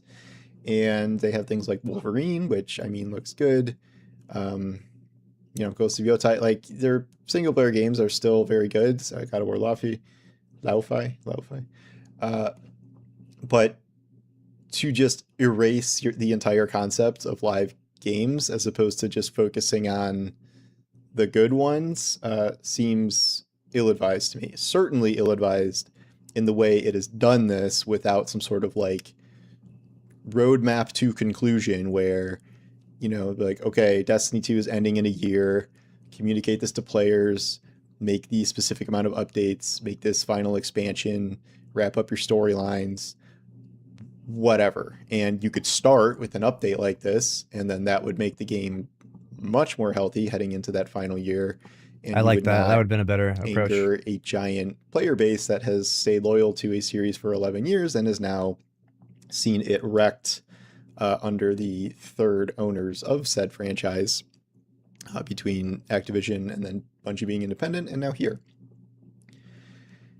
I mean, I don't know. There's only so many ways I can say this, but I guess I'm just going to keep saying it, that this all just feels like a mistake, and the idea of costs being too high, it feels like something that could have been solved better than it was. And I agree. I think that when you look at a product like Destiny, where you have so many people interested in this, right? We've had 1 million people online basically every day since the launch of the update, right? 100,000 on Steam at any given hour, right? Or not every given hour, but during 100,000 during the peaks for the last 2 weeks. It shows that there's this audience that wants this thing, right? A massive audience. However, the budgeting and the management issues are denying them for this thing, which is a fascinating dilemma, because you'll look at a game like Concord or Highguard, right? And these things have no mass appeal at all. Look at a game like Marathon, even no mass appeal, right? These games, there's not people dying to get home to play these games, or at least the people who are just few and far between. But people are dying to get home and play Destiny 2 right now. You know, like people really, really want to play this game. And so the idea that we're not going to give people the game that they want because we're so incompetent to manage this thing, instead we're going to give them the slop and the things they don't want and expect them to buy it and play it anyways, it's really problematic, and it serves as a microcosm for all of PlayStation's live service issues right now. They really just don't get it. They don't get what the issue is here. I think they're, in their mind, maybe just all games are the same, or maybe they're too, tied into corporate speech and perceptions, that they don't really understand how valuable this thing is and how important it is to, make the games that people want, and figure out the budgeting issues, guys. Figure it out. I don't know what it is going to take, but you got to figure out the budgeting issues. The idea that you're going to kill a wildly successful game because you can't make it for, I don't even know, like it's generating $200 million a year, right? For several years. Like that's kind of the baseline of what it's established. So maybe it's dwindled, maybe it's lowered to 100 million, right? Let's say that Destiny, now that we've burned our bridges, right? After the last year, it's making $100 million a year, right? Every year. It's half of what it did. Let's just an estimate. Let's roll with this premise. Well, adjust to be able to continue making this game, or at that point, then start a Destiny 3, so that way you can get that huge player base launch and adjust some of those core details, right, from Destiny 2, fix some of those mistakes that happened in Destiny 2, like with sunsetting, or just a different vision that's different enough that you can lower the overhead costs, perhaps, or the day-to-day costs of the game, so you can have longevity again. Like, it just seems like such an odd thing to have such a successful game die, right? Doesn't it seem odd, right? Like, usually in business, you find these companies will find a way. Like if you could tell a company you can make a lot of money if you can just figure this thing out, they'll solve that problem. Like there's millions and millions of dollars on the table, billions of dollars potentially on the table for an IP like Destiny. And if you can't solve the problem, then yeah, it all just goes down the drain and it's waste. But at this stage, it's like, man, we got to figure this out. There has to be a way to solve this problem. There has to be a way where we can make Destiny 2 for cheaper than what we have been doing. Like we must figure out a solution to this. Both in terms of the content that was provided, and I think a lot of that was fixed. I think we were, in terms of the actual content given, I think we were well on our way to fixing that with Renegades, which was, I still think Renegades is a very good expansion. Activities, story, I think they went overboard with the Star Wars thing, and everyone thought that was a bit cheesy. But you can't tell me that if Shattered Cycle was coming out in 3 months, that 4 or 5 months, whatever, that after this update wouldn't have a higher peak than Edge of Fate. It absolutely would. Like the game is now in a state where it's so fun at baseline that if we got the smaller updates, balance patch, blah blah blah, as we wait for the new expansion, when a new expansion showed up and it wasn't Edge of Fate again, and it was Shattered Cycle, and we're in old Chicago, and we have an exotic quest to find Shirito for Mara and all these other like hinted storylines that we got in the final wrap up here, and we got introduced to the winnower in whatever to set up like a new arc. Like that would have been the moment to continue on the game. And again, I would not have been super sad if I guess they wrapped things up, but at least said Destiny 3 was in development, which it isn't. But Sad about it seems like a mistake. I mean, Sony's no stranger to making mistakes. They thought Concord was going to be a key IP for them going into the future, which implies to me they have a lot of people there who are dumb and don't know what they're talking about and have terrible prediction matrices. But I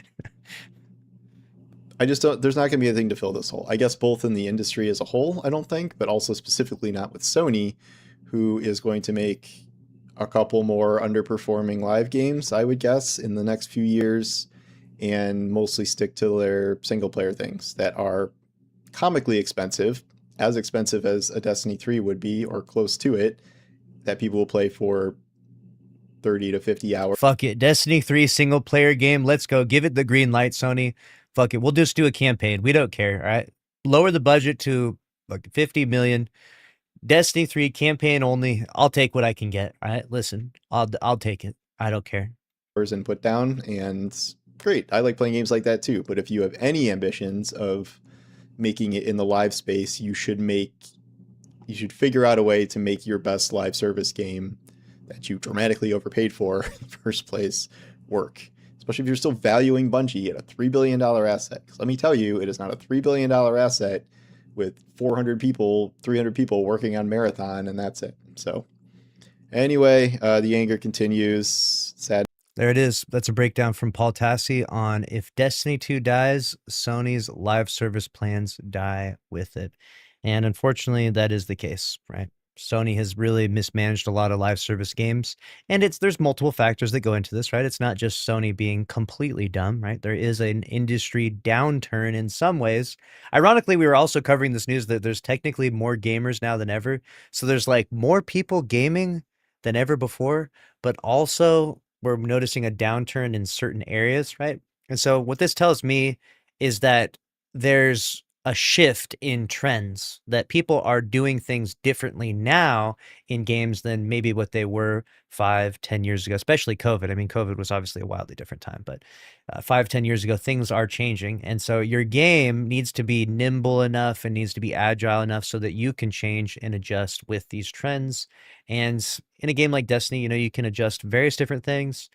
With the IP, the established IP of Destiny, you can obviously launch various different spin-off projects to keep this thing alive. Unfortunately, they gambled big on Marathon, dude. They literally said, we're all in on Marathon, and if Marathon is a flop, then we're going belly up with it. And it's crazy because I feel like you should always dance with the one that brought you. All right? A captain goes down with their ship.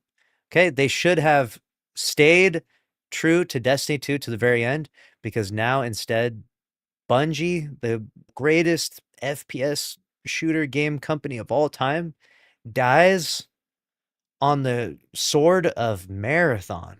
Oh my God, what a horrible way to end that legacy, man. It's brutal. Let me know what you think about the situation down in the comments below. That's a wrap on this one. All right, chat, I'm out like sauerkraut. I got to go to the gym. I'll see you all mañana. All right, we're going to give away this bad boy. So come by, check out the stream, exclamation point points in the chat, farm up how many points you got, and we're going to give this bad boy away. Look at that. Ooh. Little sunshot action. Free. See you tomorrow. Good night, good evening. Thanks for watching. Thank you for the follows, the subs, the bits, the donations. Shout out to the people in the chat. Rudar, Zombie, Crew, Fate, Policy. See you tomorrow. McKinney saying, Sweet Hat Bro, Hot Rodsman,